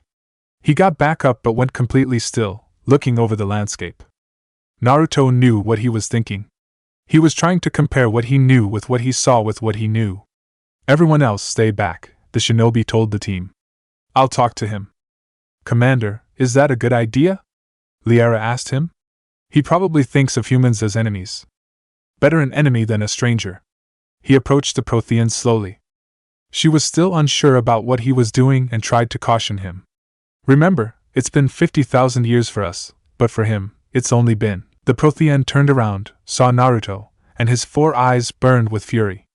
His lips bared a snarl and he swung a punch at the blonde. Whoa, guy moves fast, he thought as he avoided the punch. On instinct he pulled out a kunai for a proper defense. He couldn't use it right away because the punches came hard and fast. They weren't slop either. He wasn't surprised. He knew this guy was a soldier, a warrior. He knew how to fight. But so did the shinobi, and he didn't have the grogginess of waking up to hinder him. He got through the defense and shoved a knee in his stomach. The Prothean winced at the pain, slowing down. Naruto brought the kunai up, holding it an inch away from his eye. Calm down, he ordered the Prothean. We're trying to help you out here. I know you need. He saw a hand snap up to hit him. He grabbed it first. A few minutes. The Prothean leader shouted at the 6 as they stood in the ruined passageway. The walls were on fire and burning down around them. Bodies littered the ground like it was a slaughter. A good number of them were Protheans. There had been a pleading tone in his voice. But Victory did not hear it. No, it said, the bunker is falling. There is no other option. There are pods online. Those soldiers are still alive. Their sacrifice will be remembered in the coming empire. The leader stared at the 6 with absolute fury. Only hours ago, he had said the same thing to a fellow Prothean. Now the words tasted bitter in his mouth. Preparing neutron bombardment. Get to your lifepod now. He stared at the 6 for a moment longer. It didn't last any longer than that. He knew he had to go, now. So he ran deeper into the bunker. He found the door he was looking for, the one that led to a room filled with life pods. He ran past them all, glad to see they were closed. That meant the people inside would survive. But this was just one room, filled with only 100 or so life pods. How many rooms like this were destroyed? He found his pod and activated it. The seconds between his entering the command and the hatch opening were slow, almost painfully so. Once it was open, he climbed in and laid down. The hatch closed, and all he saw was darkness. He couldn't move, forced to stay still. That was the point of being frozen, but that didn't mean it was comfortable. Neutron bombardment underway. Victory announced through the pod's comm. The leader felt the pod shake and converse, all because of what was happening outside. He closed his eyes, but he could see what was happening outside. He knew what was happening because he had seen the simulations and helped design the process. Everything was being destroyed. He hoped that the Reapers would be destroyed, but he knew that all the Protheans who hadn't made it to life pods would be dead now. There was no choice. When the shaking stopped, he felt more alone than he had in a long time. The bunker is secured, Commander Javic, Victory told him. What is left of it, he said back, although he was talking mostly to himself. A few hundred people. Out of an empire, they were all that remained. How am I to rebuild an empire from that? Further adjustments may be necessary. The neutron purge compromised the facility. Clarify. Sensors are damaged. Automated reactivation is not an option. You will remain in stasis until a new culture discovers this bunker. This may lead to a power shortage. His eyes widened. He knew what that meant. It had been something that was discussed, if something like this happened. But that was something they were hoping would happen with more life pods online. The ambush had decimated their numbers. They didn't have that many people left. Do not shut off more pods, he ordered, raising his head as far he could. I need the few that are left. Power needs will be triaged appropriately. No! He couldn't let that happen. He had to protect the few who were left. But it was too late for him. He could already feel himself getting drowsy, his head getting heavy. He fell back against the capsule, his eyes closing for the long stasis. The last thing he heard was victory. You will be the voice of our people. He fought out of the sleep long enough to say, I will be more than that. As it ended, they both fell to the ground. Whoa! Thought Naruto, suddenly out of breath. What was that? What the hell did you do, Naruto? Kurama demanded. Why do you think it's my fault? You're the one who touched him. Next thing we know, there's a different presence trying to invade, know everything there is to know about you. That made him alert. Did he find anything? Shikaka snorted in derision. Nothing that we didn't let him find. Like what? Basic stuff. The Prothean was on his hands and knees. He was breathing hard, but it was coming back under control. How many others? He asked, sounding like he did in the visions. Naruto got back to his feet. Only you? The Prothean didn't say anything about that. He got to his knees and stayed that way, like how a samurai would sit. You understand me. How? I have read your physiology, your nervous system. Enough to understand your language. So while you were learning, I was seeing. He got back to his feet. Our last moments. Our failure. The blonde walked to his side, to look at him better. You did what you could. The Prothean didn't look convinced by that. His calm came to life and he reached for it. Commander, whatever you did got the Akatsuki interested, his shuttle pilot, Cortez, told him. The Prothean looked down at the Kenai. You're a silent. He looked back at the rest of the team, approaching cautiously. Aseri. Human. Turian. I'm surrounded by primitives and rebels. James shared a puzzled look with Maya. Rebels? He asked silently. He would have understood primitive, the guy was 50,000 years old, but rebels seemed kinda out of nowhere. Naruto looked back at the Prothean. It's getting less safe around here by the minute, he said. Care to come with us? You fight the Reapers? He asked back, glancing over his shoulder. I do. He turned around. Then we will see. The shinobi held out his hand. Welcome aboard, Javic. The others looked surprised at the name, but the Prothean wasn't surprised. He just looked at the hand, at him, and walked away. Oh, this is going to be fun, Gyuki remarked, watching the Prothean leave. Kurama nodded. He remind you of anyone, Gaki? A little bit, Naruto replied. But he knew that this wasn't Sasuke. He looked at the team. All right, people, we're leaving. He placed his hand back on the comm and called Cortez. 5 minutes, they and the Prothean were aboard the shuttle and flying off Eden Prime. Codex entry, Humanity and the Systems Alliance Berserkers. The Berserkers were said to be warriors that have been guaranteed a seat at Valhalla by Odin himself. Many stories abound as to their origins, from being descendants of Fenrir himself, to simply being warriors that had managed to find a way to keep their wits during the Berserker Gang longer than most people. Either way, It is generally agreed in the sagas that they are quite possibly the first berserker to show up in the history of Midgard. The berserkers are widely considered to be Midgard's equivalent to A and B units from the elemental nations, with a history as elite soldiers. To this day, they are sent in on missions either as scouts, trackers, or as bodyguards to high-ranking individuals such as jarls and dukes. The High Jarl himself is protected by an honor guard consisting of nothing but berserkers. They also invoke animal totems when going into the berserker gang, which determines their specialty in combat. In olden days, berserkers wore hoods made from the pelts of the animal totem they were associated with, and often went into battle bare of any mail or shield. Today, with the proliferation of powered exoskeleton systems, and to appease animal rights activists, they wear a decal of their animal totem on their armor, as well as a tattoo. And while they have the same basic training and equipment as regular Einherjar, they are given extra training and gear to help in their role as special forces. To qualify, they must show that they are capable of keeping a level head during the berserker gang for at least 5 minutes, and that during the extra training, they have identified with one of the 4 animal totems. After which, they are sorted into one of the 4 units according to their totem. Jarmjorn, Old Midgardian, Iron Bear. The bear totem gives these souls the ability to shrug off grievous wounds, which gave them an edge whenever they fought shinobi without Sakura Haruno to support them. It also helps that the totem also grants them the ability to coat their bodies with a dermal armor consisting of an organic steel compound flexible and durable enough to shrug off mass accelerator rounds. Because this ability, they are comfortable fighting in and out of powered exoskeletons and are often called upon as bodyguards. They are also the troops that can keep their heads longer than most in the middle of the berserker gang, and tend to be rather large, well-muscled individuals by Midgardian standards.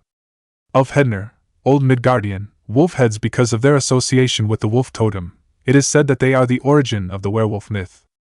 Their heightened senses and reflexes, as well as their pack mentality, makes them useful as trackers and skirmishers, as well as very efficient at seeking out and eliminating enemy officers and generals. They have an ongoing rivalry with the Inuzuka clan that has its roots during Sakura's rampage.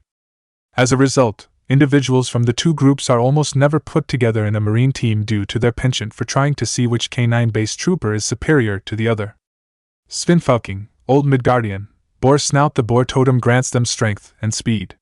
Their unit name comes from a formation in which the attackers charged in a wedge formation, breaking up shield walls and other defensive formations.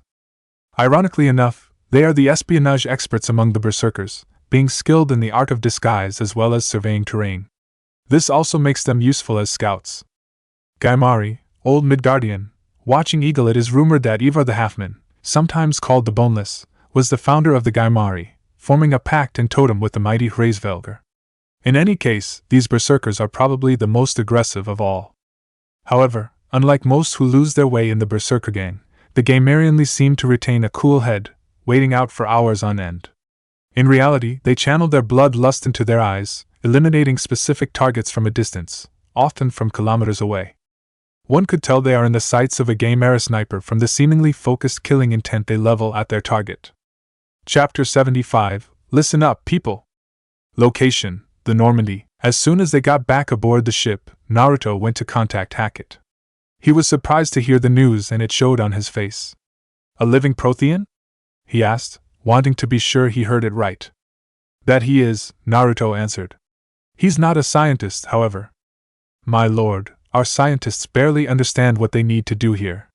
If the Prothean can help us construct this device, we need his cooperation." "You want me to talk to him then?" He didn't get an answer.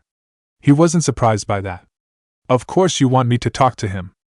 We're losing colonies faster than we can evacuate. We've never seen a force like the Reapers."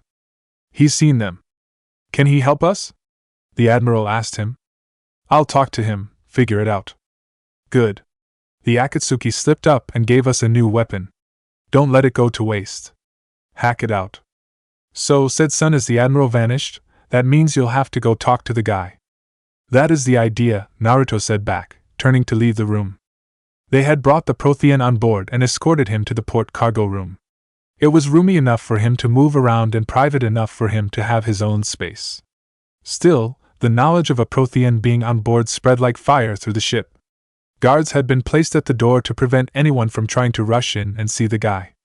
Still, when Naruto walked in, Liara looked agitated, the guards inside looked uncertain, and the Prothean looked vaguely annoyed. So something was up. What happened? He asked Liara. She stopped pacing and looked at him. She was exasperated. I've tried making the room more accommodating, but they're not letting me talk to him. Apologies, Doctor, the lead guard said to her. Contact protocol with a new species, assume hostility.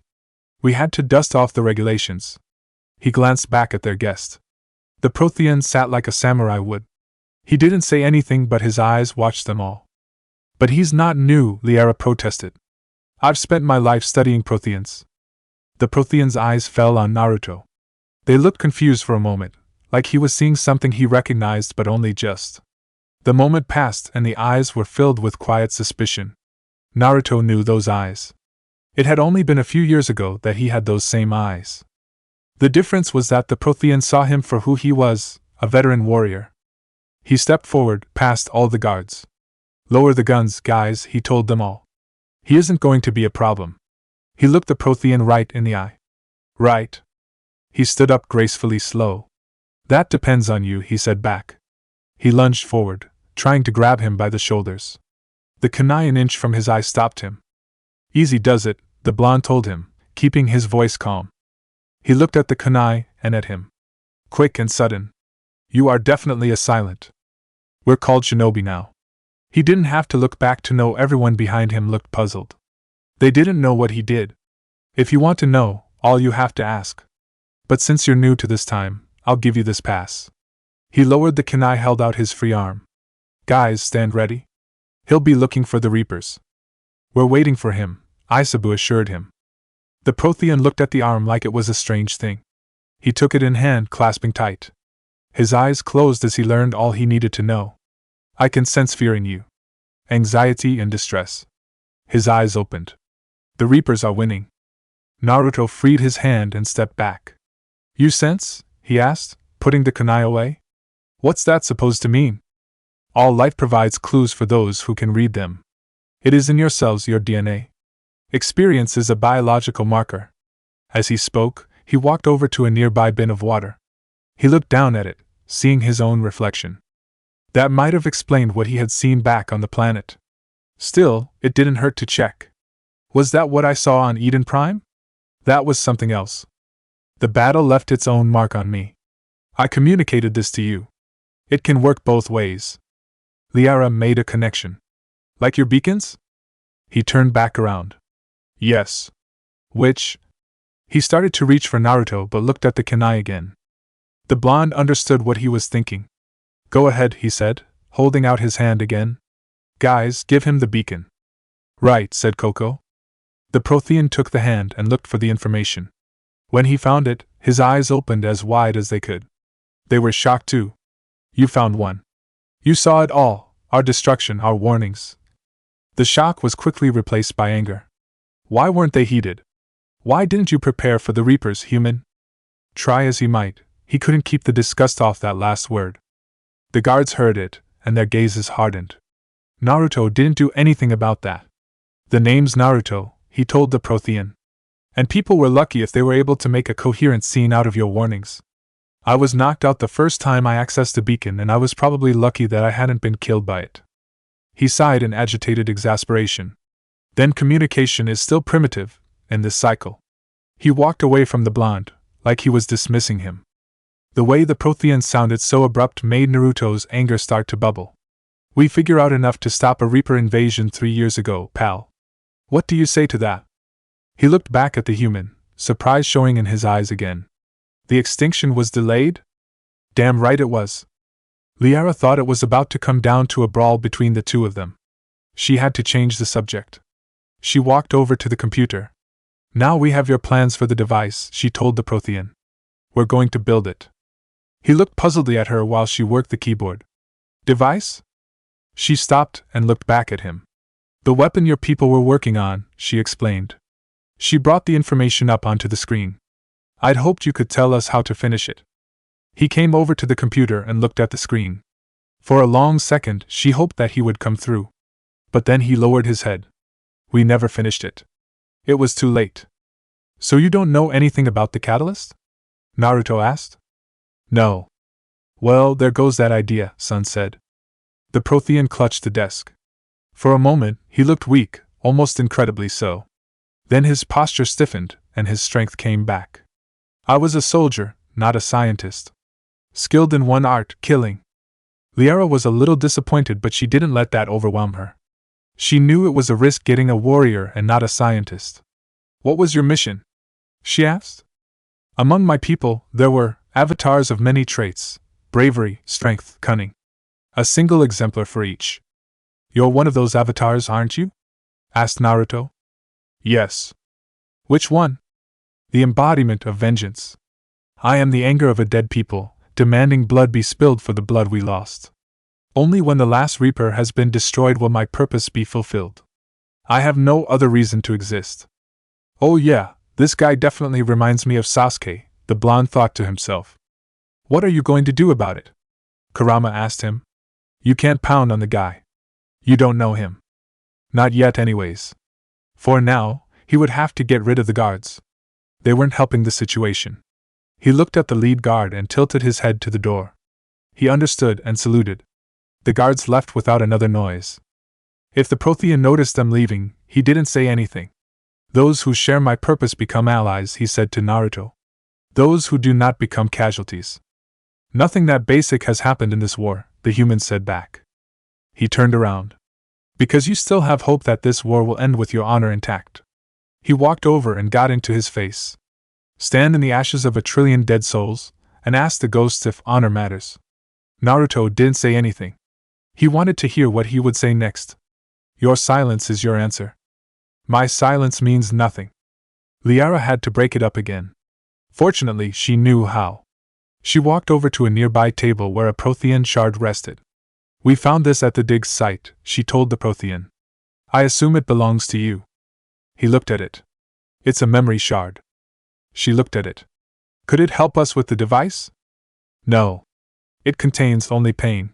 He looked at the shard for a moment longer. Then he looked at Naruto. But I will help you fight. And the last thing the Reapers hear before they die will be the last voice of the Protheans sending them to their grave. There was something in his voice, something that said he was making a promise. Naruto didn't hear the voice, but he did see the eyes. He knew those eyes. He had them.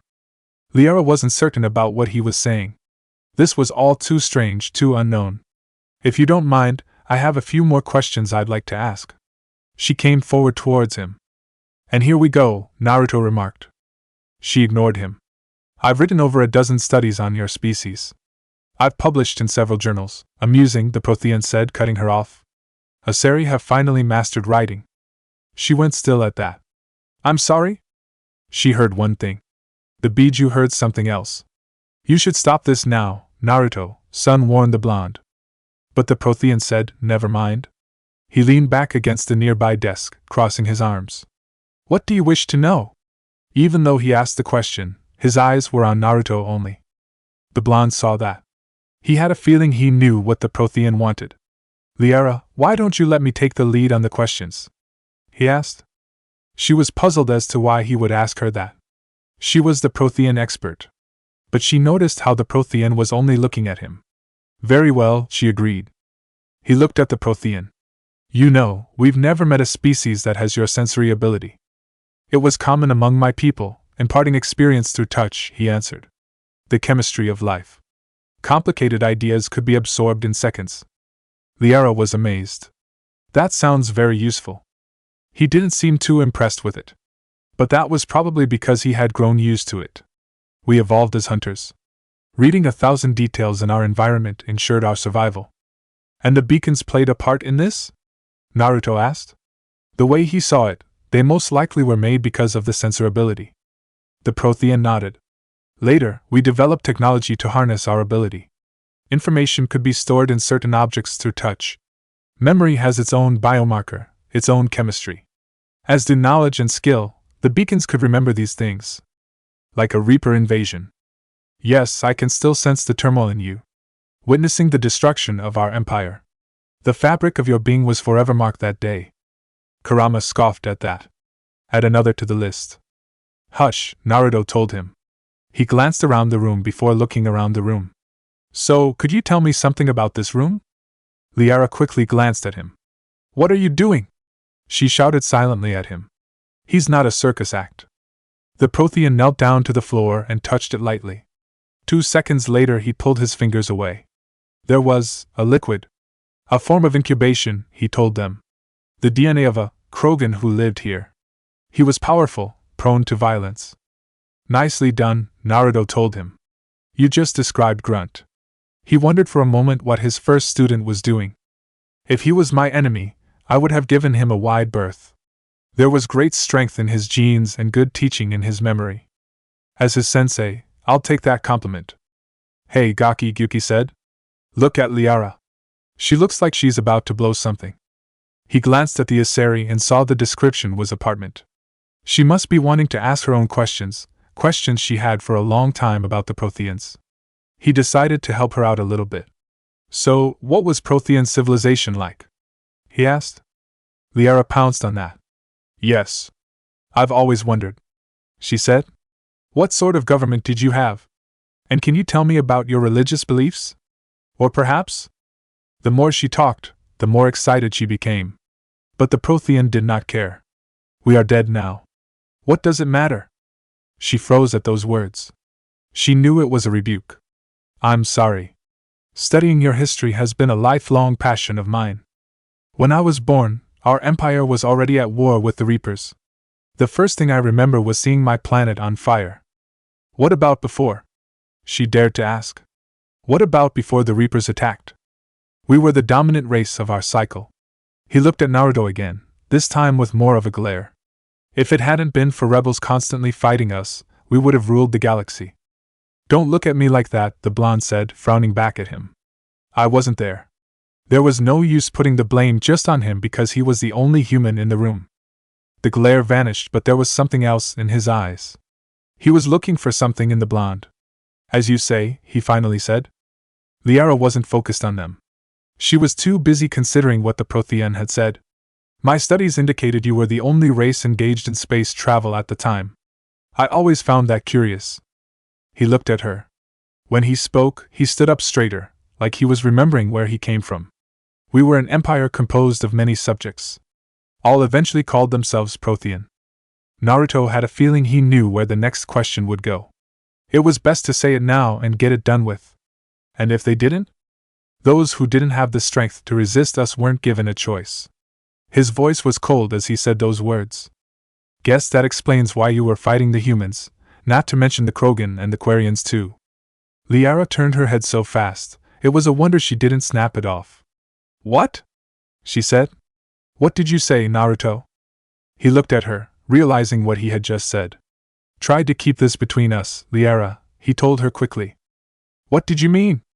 You really should learn to watch what comes out of your mouth, Saiken told Naruto. Don't late to worry about it now, Kurama said. Just be careful next time. Noted, he said back. Humanity wasn't the only ones who fought against the Protheans, he told Liara. The Quarians and the Krogan were in the previous cycle too. They were all allies against the Protheans. If that's true, then why didn't they fight the Reapers with the Protheans? Surely they could have defeated them if they had. He looked her in the eyes. She knew why. Old grudges die hard, Liara. He looked at the Prothean. Or am I wrong? You are not, he agreed. And fighting that war hastened our demise. But aside from them, those who tried to rebel failed. Liara was surprised by all this. But she was more focused on the Prothean. I had no idea Protheans were so severe. That was probably the politest word she could use. He was unapologetic about it. It was by necessity. Very early we encountered the dangers posed by machine intelligence. They rebelled against us. Naruto asked, what did you guys do? We could not allow the machines to surpass us. It was decided the only way to win was to unite organic life within our empire. Did it work? Asked Liara. For a time. The Medicon War. He said it like she was supposed to know what that was.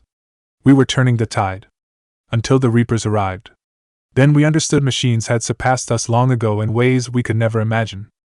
Naruto saw where the war had gone for them. So you came up with a plan on Eden Prime. What happened there? The Empire had fallen, and we knew our cycle was lost. We were the final vanguard, the best soldiers left alive. So more of you were supposed to survive into this cycle? Liara asked him. Yes. Under my leadership, a new Prothean empire would have arisen.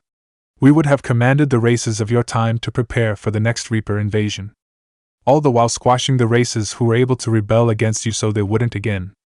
Naruto asked him. It was what he would have done, taking a preemptive measure. The Prothean was unapologetic about it. If they refused to listen to our call, then yes. He was glad they cleared that up. So what happened? Traitors within our ranks, indoctrinated agents, betrayed us, and the Reapers discovered our plan. What about the device? Liara asked him. What do you know about it? He looked at her for a moment. Then his eyes turned to the water. We had heard only stories. They said our scientists were constructing a great machine that had the power to defeat the Reapers. But you didn't see it, Naruto said. They both knew it wasn't a question. By that point the Empire was smashed into pieces. None of us knew what the others were doing. Well, if we don't finish it soon, the same will be true of us, Liara remarked. She didn't want that to happen. It sounded a little childish, she knew that. She was sure that the Prothean had felt the same way about his own cycle ending. Naruto glanced at her for a moment before looking at the Prothean. What was it like, your own war against the Reapers? Many of the details were lost. The conflict lasted centuries. Those who faced the Reapers in the beginning were long dead when I was born. There were memory shards, however, passed down from soldier to soldier. They gave us fragments of what happened. Did you know about Ilos? He asked. We've been there and met a sixth named Vigil. The Prothean shook his head. During my lifetime, Ilos was only a rumor. It was said we had cities there, built on ruins of a civilization before us, the Inuzanan. If our scientists did have a research facility there, whatever they were doing was secret. Liara nodded in agreement. Yes. Vigil said they wiped all traces of themselves from the records so the Reapers couldn't find them. They did the same thing you did, eventually, Naruto told him. His eyes widened slightly, first in surprise and then in hope. More of my people survived?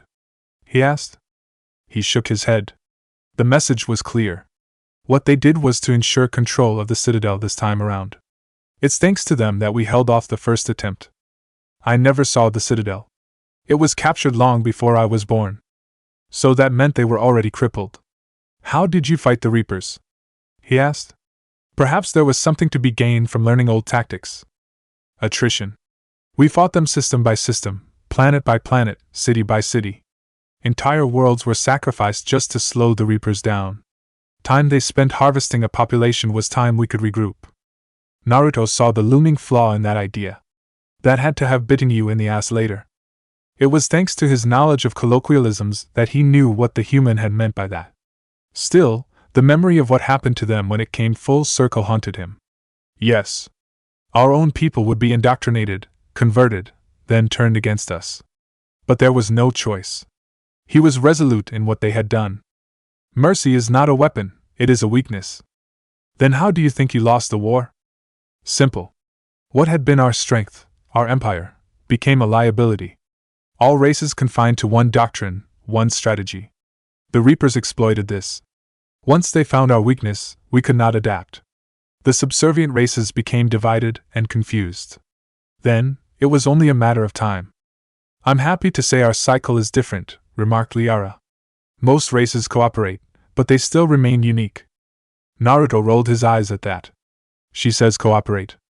I say they would rather stick their heads up their asses than face what was coming. That's the council, not the races, Kurama pointed out to him. You know there's a difference. Then it may be your only hope, the Prothean said to the Asari. He looked at her for a moment, and then a small smirk peeled at his lips. She noticed it. What? This has been amusing. What has been? This conversation. To discover the most primitive races and rebels of my time now rule the galaxy.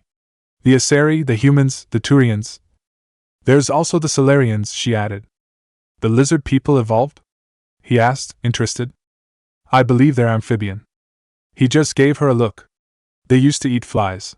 He looked at Naruto. Commander, you may count on me. Glad to have you on board, Javic. Liara asked him, how do you know his name? He never said it. Vision. She realized that should have happened and felt a little foolish for not thinking about it. Liara, do you mind if I talk to him privately? He glanced at the Prothean. There's something I want to ask him. She looked at them both. Their faces were blank, revealing nothing. She didn't know what might happen between them. She just hoped that it wasn't going to be fighting. All right, she agreed. He waited for her to leave before looking at Javic. Just how much were you lying? To his credit, the Prothean didn't try to look surprised or protest. He looked evenly back at the human. How did you know? He asked. I heard you in the vision. You were working with the Protheans on Odin. There was a slight confusion in his eyes. Humans back then would have called it Kali. The confusion vanished. Yes, I was there. But I did not work with them. I merely guarded them as they tried to complete the device.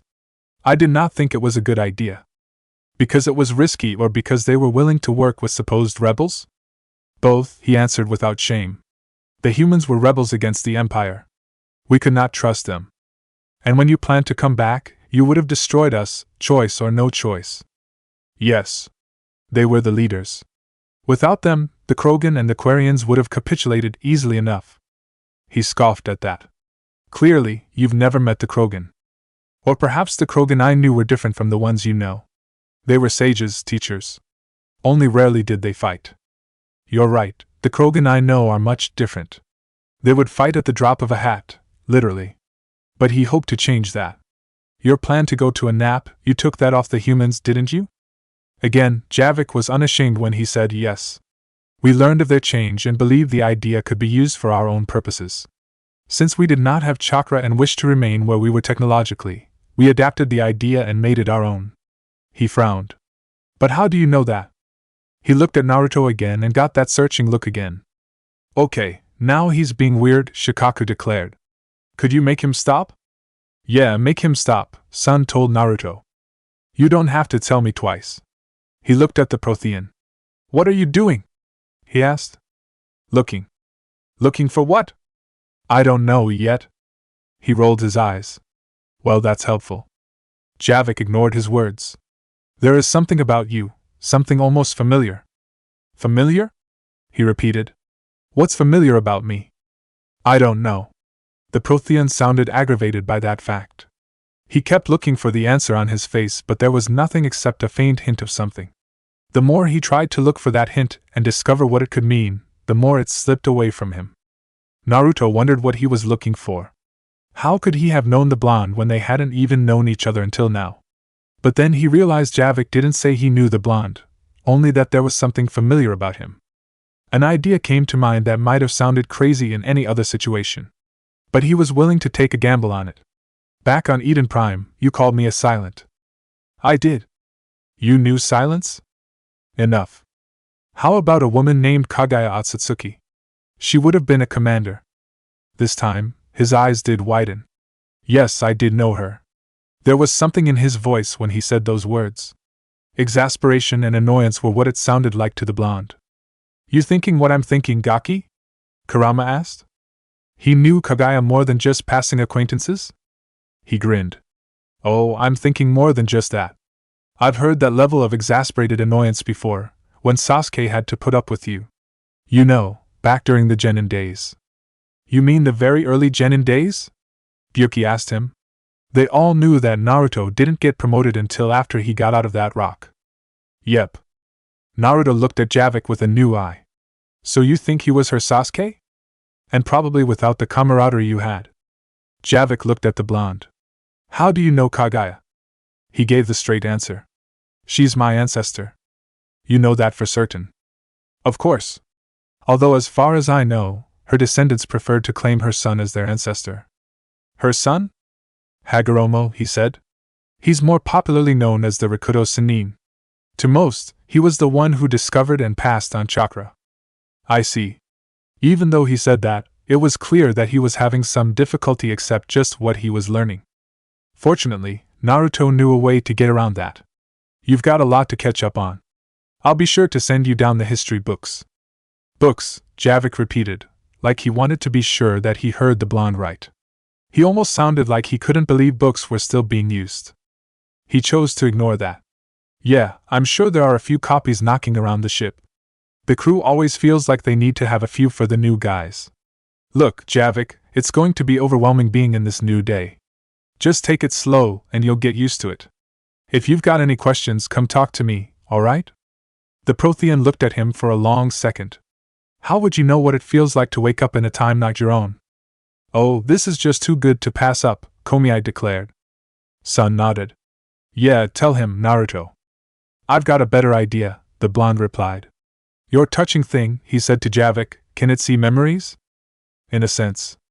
He held out his arm again. Search through mine. You'll get your answer. He looked at the offered arm, eyes shining with disbelief. But he still reached out and took it. This time, the Biju gave him Naruto's memories. It took him longer to digest all, about 10 seconds.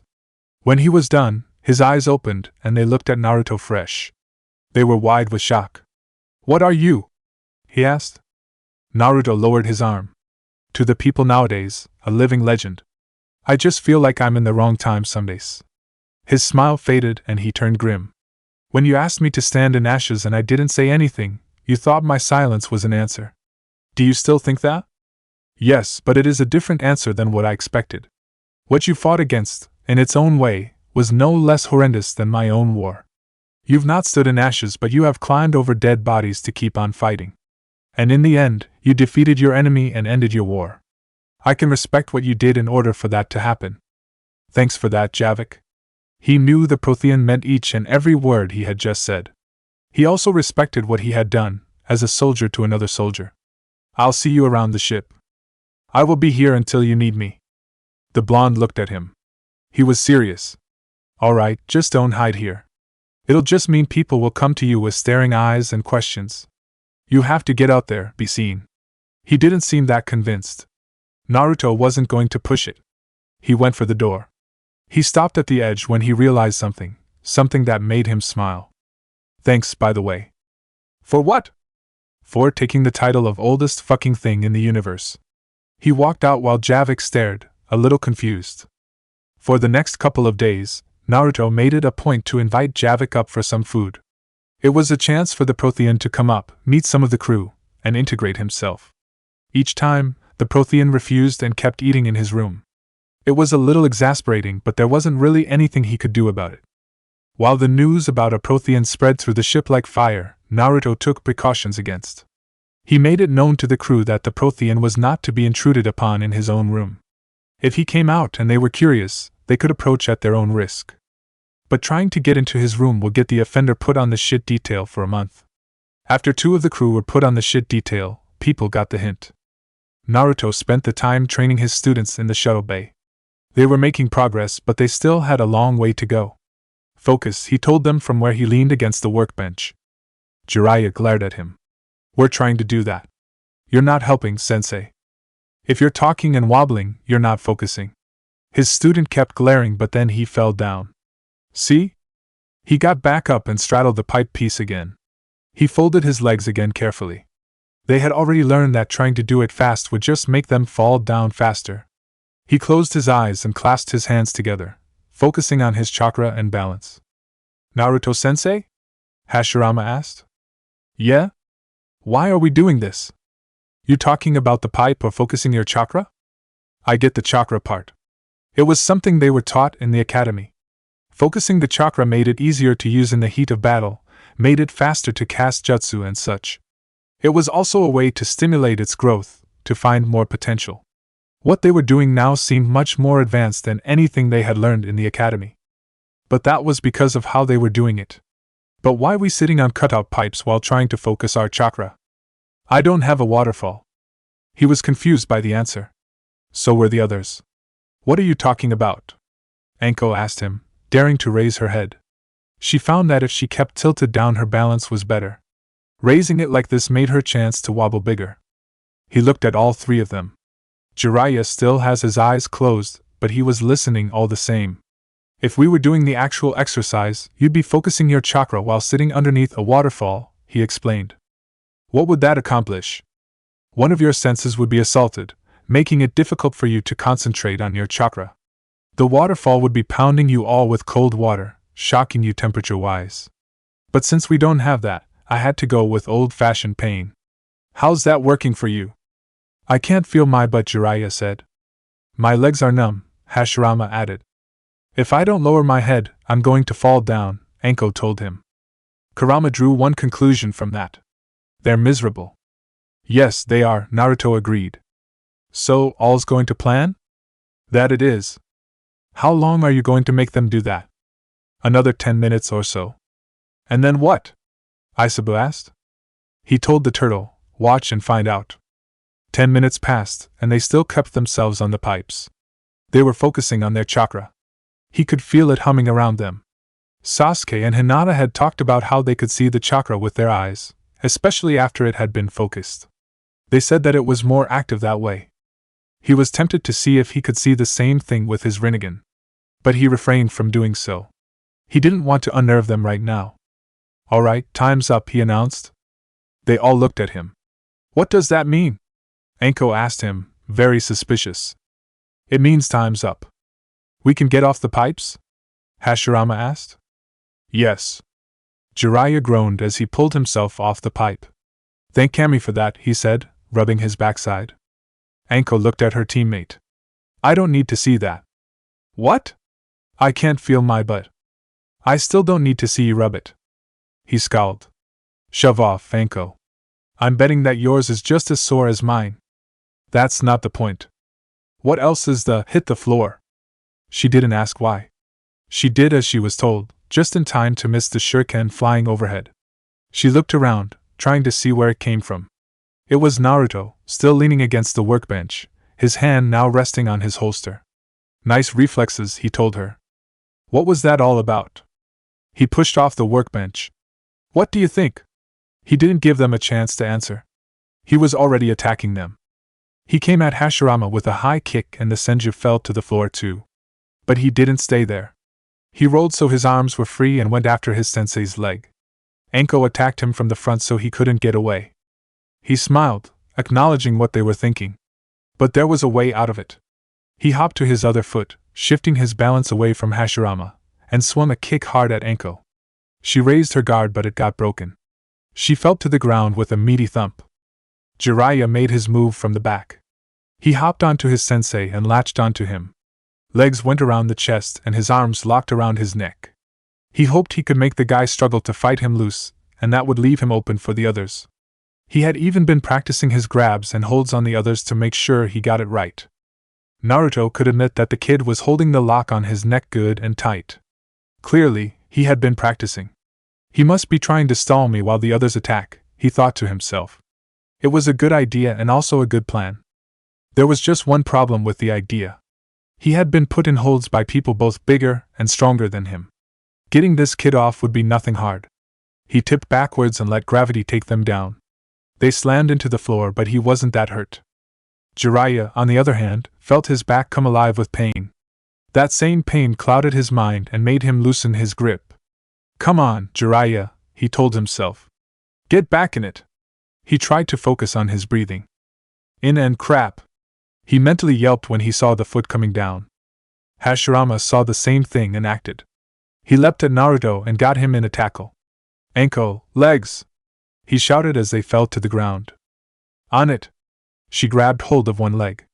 The other leg lashed out, controlled and focused. It struck her in the side.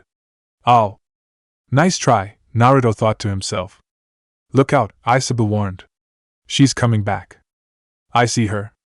She's moving fast, isn't she? Sun remarked, a little impressed at her speed. She was getting faster each time they sparred. If this kept up, she would be the first one in the fight just by the speed alone. For a girl her age, yes. Anko made another flying leap for his legs. This time, she didn't grab one leg. She grabbed both and held onto him tightly. She didn't want him to move. She waited for something to happen, but it felt like it wasn't to her. Any time now, guys. And that's still a weak spot for her, Naruto mentally noted. She's still too impatient. Kurama chuckled darkly. I find that the future Snake Sannin the impatient one funny. Going by past track records, that should be the Toad Sannin. Who said I was grooming her to be the Snake Sannin? Don't kid yourself, Gaki. We both know that she would be a perfect fit for it. Once she calms down and thinks things through, she'll start finding her place. Or am I wrong? The blonde considered the girl hanging onto his feet for dear life. No, you're not wrong, he agreed. She would be a perfect fit for the snakes, and not just because she's descended from Orochimaru either. By the way, Hashirama's doing something, Shikaka pointed out. I see him. It looked like the kid was trying to do hand seals to cast a jutsu. He was doing his best, but he was still shaky. That was something he would have to work on. Naruto also noticed that Jiraiya was back on his feet and coming towards him. They had him caught, or so they thought. He sat up, giving Jiraiya a bigger target. The kid took it and leapt to grab him. He fell back down and watched him sail overhead. 3, 2, 1. Hashirama only had time to see his friend come at him. They crashed into each other and fell down. Sorry. Jiraiya apologized. Guys, get up. Anko shouted, looking back at them. Her distraction allowed Naruto to jerk his knees up. She jerked with them and fell to the ground. She tried to get back to her feet, but he was already there, another kunai in hand. Crap, she thought. He didn't bring the kunai to her throat. He didn't have to. The threat was enough. He did pin the boys in place. For a long moment, they all stayed like that. No one moved. No one barely breathed. The silence was almost deafening. Your teamwork is still crude, he told them all. Hashirama and Jiraiya got back to their feet. Well, he looked hard at them. The first one who says it's because I caught you by surprise will be running laps through the ship. And they couldn't use the elevator. They would have to go through the maintenance shafts to reach each deck. Going from bottom to top and back was 1 lap. They could barely do 3. The threat held their mouths. Hashirama was the first to apologize. Sorry. He took it.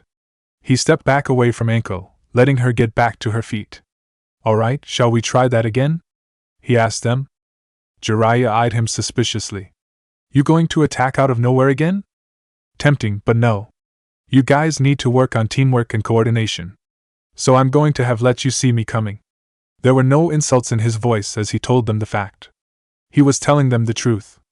They accepted it and got ready for the next round. This time, he treated it more like a lesson. He went slow and telegraphed his moves. He didn't tell them what to, but he did give them hints and suggestions. If they listened or not, that was up to them. But they did listen. They took what he said and followed them. What's more, they thought for themselves, trying out different things to see if they could achieve a victorious outcome. What they thought didn't always work, but that was because they still needed to work on coordination. It was a wonder they didn't run into each other more often. After 2 hours, they had learned a few things and knew they had to improve what they did know. They were on the ground, tired but happy with what they knew. Naruto stood amongst them. You did well, he told them. But you'll have to do better. You got it, boss, Jiraiya said, looking up at the ceiling. He looked at him. What was that? What was what? What did you say? He looked up at the adult. He didn't see what the problem was. You got it, boss? That's what I thought. Don't call me that, he told him. What? Boss? Yes. He looked quizzically at him. You got a problem with being called boss? It's the truth. He looked at his teammates. Back me up here, guys? I'm not your boss, Naruto told him before the others could speak. I'm your sensei. Same basic principle, you're in charge of us. He's got you there, boss, Anko said.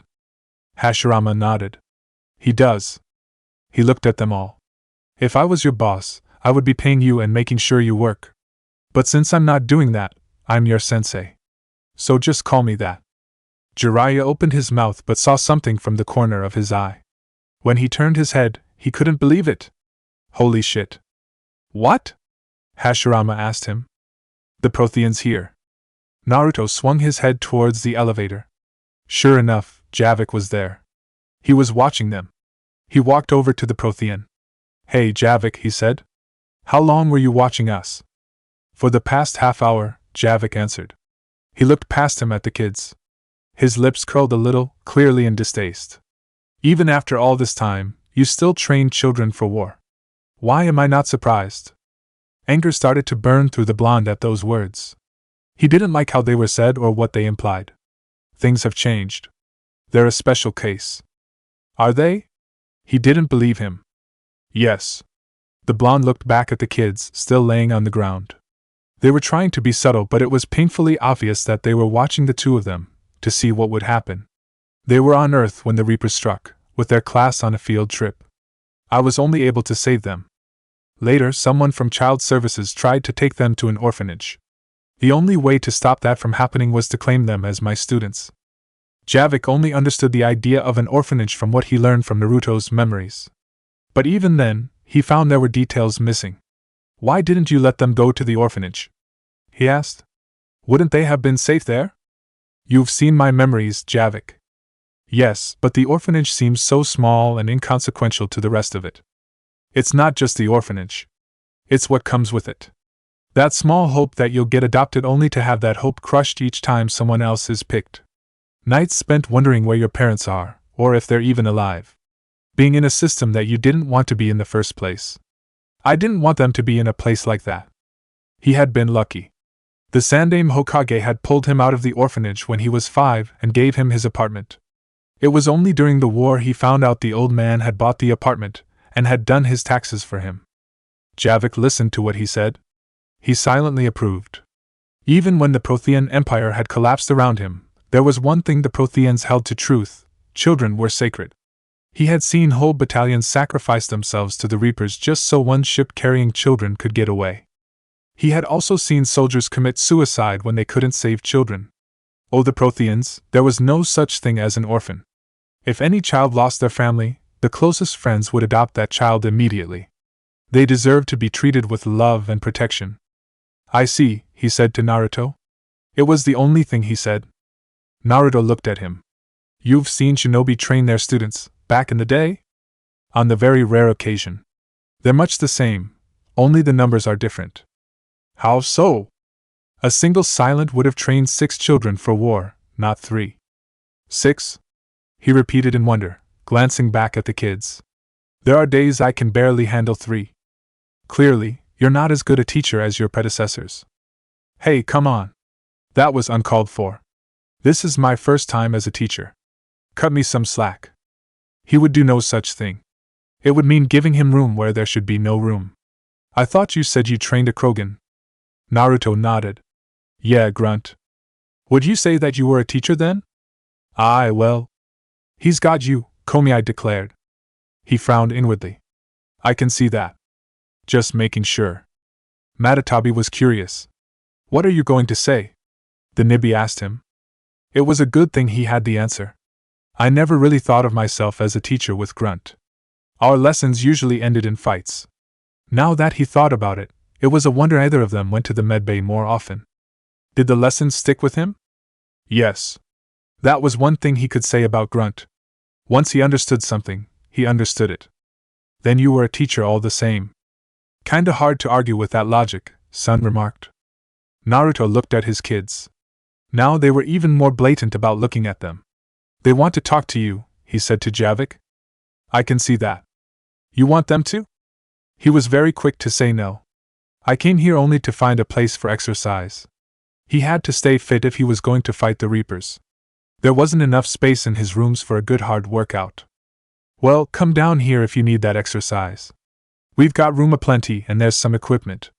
We've got sparring droids if you feel like going that way. He looked at the blonde. You do not? I prefer live sparring partners. Fighting against a droid was great when he wanted to experiment. But for an actual spar, there was just something lacking going against one of them. As do I. In his time, a sparring droid would have been considered a luxury. Hey, Commander? Joker called through the intercom. He looked up. What's up, Joker? We've reached the meeting of the summit. I'm seeing Turian, Solarian and Krogan ships there. He was glad to hear that first bit of news. He was finally able to get the sides to meet and talk on an agreed-upon meeting spot. It was something that took weeks for their government to figure out. Victus had to leave the Normandy to make sure his race came through, and it looked like he did. But the second piece of news was disheartening.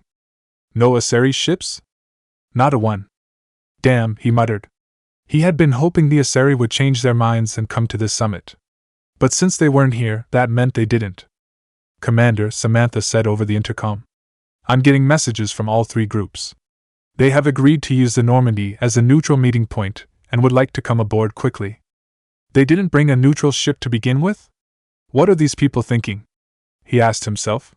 If they hadn't agreed on a neutral ship to begin with, What would that do to the summit? There was nothing he could do about it now. Tell them to come aboard and meet in the conference room. I'll be there shortly. Of course, Commander. All right, he said to his students. Training's over. Go wash off the sweat. Jiraiya hopped to his feet. You got it, B, he faltered when he saw the look. You got it, Sensei. They all left, skirting around the two of them. Javic noticed how they tried not eyeing him as they walked past. He waited for one of them to say something, but they didn't. Surprising, he remarked as they entered the elevator. They didn't say anything. They know when they have to hit the showers fast, Naruto told him. Otherwise they're going to stink up the bunk rooms. The crew hates it when that happens. Hashirama learned that fast. So, you want come see modern-day politics? No. I will return to my quarters. He didn't want to be looked at like a spectacle. Alright, I don't blame you. I hate it too. The Prothean didn't say anything to that. After Naruto took a quick shower and washed up, he made his way back down to the conference room. When he walked through the door and heard them, he already knew it wasn't a good sign. The Krogan is in position to make demands, the Salarian Dalatras said, glaring at said Krogan. Oh great, Naruto thought as he entered the glass-paneled room. That's just the step we need to start on. The Krogan glared back at the Salarian. The Krogan has a name, not Rex. And I'm not some junkyard Varan you unleash whenever you're in trouble. He looked at Naruto as he joined the table. The blonde looked at him. Hey Rex. You doing alright? I am. He looked back at the others. His face fell flat. I've got my own problems. Reaper scouts have arrived on Tuchanka. So why should I care if a few Turians go extinct? He looked pointedly at the resident Turian as he spoke. Victus wasn't impressed. Trying to draw out negotiations will get you nowhere, Rex. Don't have the time for it. Just tell us what you want. I'll tell you what I need. He looked at everyone there. A cure for the genophage. The Dalatras was the first to react, like everyone had expected. Absolutely not. The genophage is non-negotiable. Naruto looked at her. What's your problem with the Krogan being cured, Dalatras?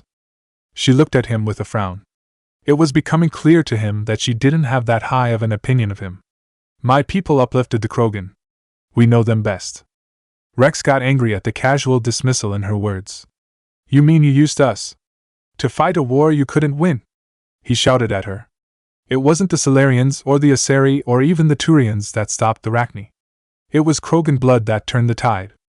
And after that, you ceased to be useful.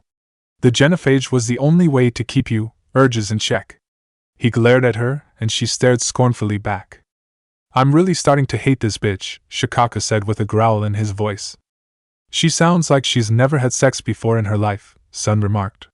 What a disappointment. Victus got in between them, figuratively. Dalatras, you may not like him, but Rex is right, he told her. Insulting him won't change that. I won't apologize for speaking the truth, she said, actually sounding offended. We uplifted the Krogan to do one thing, wage war. It's all they know because it's all we wanted them to know. And here I thought Salarians were smart, Naruto remarked. He couldn't exactly keep the scorn out of his voice, but the Dalatras was making an easy case to dislike her. Didn't you guys think about what would happen next? That's precisely my point, Commander. We made a rash decision. We turned to the Krogan in desperation. It's the same mistake you're about to make today. She crossed her arms and looked at him defiantly. No good can come from curing the genophage. You've been killing the Krogan with the genophage, he said with more than a hint of accusation. You've been killing them for years. 1,476 years, Rex remarked, if you're keeping track. He looked at the Dalatras, daring her to say something about it. And she did. It was 1,000 years of peace free from these brutes. She almost shouted, pointing an accusing finger at him. Enough! Victus sparked, his authoritative voice silencing them. Whether or not they deserve a cure is academic. It would take years to formulate one. Rex looked at him with a small look of smugness. My information says otherwise. He walked over to the computer on the table, right in front of Victus. The Turian backed away gracefully, letting him use it. A Salarian scientist, Malon, grew a conscience. He was on my planet testing a cure on our females. Naruto's face fell flat. I remember him. He left a lot of bodies in his wake. But what you didn't know is that other females survived his experiment. He brought up a video and started playing it, all the while still talking. So the Dalatrassiers sent in a team to clean up the whole mess and take them prisoner. They all watched the video. Given how shaky it was, they could tell it wasn't a professional camera. That didn't matter. What did matter was the camera showing them a lab full of Solarians and cages. Each cage had a Krogan silhouetted inside. The camera only showed 3 cages, but that was enough. The Dalatrass was caught off guard by the video. She tried hiding it by being outraged. "Where did you get this?" she demanded Rex. "It could be a fabrication." "Don't insult me," he snapped. "Those are my people. They're immune to the genophage, and you're going to give them back." Victus couldn't believe what he had just seen on the video. He looked at Naruto, and he had the same expression, mixed with anger. "Dalatrass, is this true?" the Turian asked her, looking right at her. "If it was, there would be some severe repercussions." "How will curing the genophage help my people?" she demanded. "If you think you can stand against the Reapers on your own, I applaud your sheer arrogance," Naruto said. "But I will not mourn you when you are wiped out because your stupidity brought it on yourselves." Victus added in one last shot. "And I'll be the last friendly Turian you'll ever see." The Dalatrass seemed to consider everything they were saying. But she also seemed to try and stay stubborn on the subject. It was a conflict within her. They didn't have time for it. "Well?" Naruto said to her. She caved at that single word. "The females are being kept at one of our STG bases on Ciresh." That was enough for Naruto. "If you guys will excuse me." He turned for the door and walked out. "Joker, plot a course for Ciresh." She didn't hear the pilot's reply through the intercom. She only thought about what she had to say. "I warn you, Commander. The consequences of this will be felt for centuries to come." He stopped at the hatch. "Okay. That's it. I'm done." He turned around. Both Victus and Rex were surprised when the Dalatrass suddenly flung herself against the wall, looking like she had to run or hide. But when the Krogan saw Naruto walk back and with a deadly look on his face, he knew what was happening. He's using his killing intent. He could do the same thing too. But when he did it, his intent filled the room and letting everyone know that he was coming for the kill.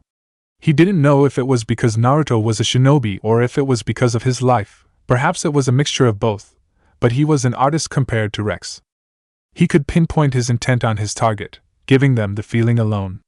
It was impressive and something the Krogan couldn't do.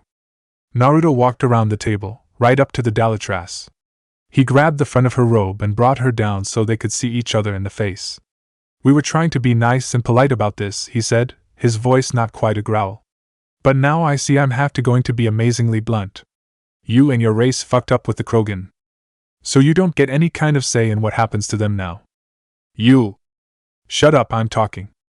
"You don't." She fell silent from the sheer terror she felt. He really wanted to kill her. Kill in the most horrendous way possible. If he wasn't so angry about how callous and dismissive she had been about the Krogan, Naruto might have kept silent about what came next. But at that moment, he felt like she had to know just what she had ruined. "Do you know what the Krogan could have been?" he asked her. He looked at the room. "Do any of you?" Rex didn't say anything. This is going to be interesting, he thought as he folded his arms and waited. He wanted to see where this would go. Victus wasn't quite sure what to do. He looked at Rex for support, but the Krogan didn't move. He felt like he should stop this before it got worse, but he wasn't going to say that the Dalatrass didn't deserve this, not after what she had done and said. When he got no answer, Naruto looked back at the Dalatrass. 50,000 years ago, when your kind were still lizards swallowing flies, the Krogan were known as sages, perhaps the wisest in the galaxy. Her eyes widened at that. "That's right. They were here long before you were. The Krogan, the Quarians, the humans, all the races you think so little of were flying around the galaxy before you even got up on 2 legs. When the Reapers came, we managed to forget ourselves so we could be safe. The Krogan were brutal when you found them, yes. But they had potential to rise above that brutality and become something else, something better." His hand gripped her robe tighter and found flesh beneath it. "And you took that away from them. You let them be brutes and thought nothing about the consequences. Then you neutered them because you couldn't stop their brutality, and you left them to die. Well, it stops now." He let go of her robe and turned off the killing intent. She collapsed to the ground, breathing like she had nothing left. Her eyes looked up at him. They were full of disbelief and hate for what he did to her. He ignored them as he looked down at her. We're going to Ciresh, he told her. We're going to rescue those females. We're going to find a cure for the genophage with their help, and there is not a fucking thing you will do about it. He pointed a commanding finger down at her. If you do anything that stops that from happening, I will find out, and I will make you regret it. Am I understood? She didn't say anything. He knelt down and looked her right in the eyes. I said, am I understood? He asked again, his eyes morphing into the Rinnegan. Yes, she grounded out. The eyes disappeared and so did the intent. Good. He stood up and walked around the table again. Rex joined him at the door. Let's go get the females, he declared. The Dalatrass managed to get back on her feet. You're not setting on Ciresh, she objected. This will take time. Naruto looked at her again. His eyes were ice. What did I just say? She fell silent at that question. Victus took the chance to speak. It happens now, he told the Solarian. As a council specter, Uzumaki can oversee the exchange. And that takes care of that, Naruto declared. Come on, Rex! I won't forget this, Commander. The Dalatrass shouted after him. A bully has few friends when he needs them the most. I know, he said back. That's how you ended up in this position. Rex roared with laughter at that. Good one. He had been hoping that someone would put that bitch of a Solarian in her place from the minute she opened her mouth. Thank you. I try. As they walked through the ship, Rex got thoughtful. As they approached the hatch, he looked at Naruto. Hey, you serious? About what? What you said about the Krogan. He wasn't concerned about the Krogan being around 50,000 years ago. He had helped the blonde out when he was hunting for clues and answers. About them being wise sages and whatnot. He nodded. Yeah, I was. How do you know that in the first place? I have a Prothean on the ship.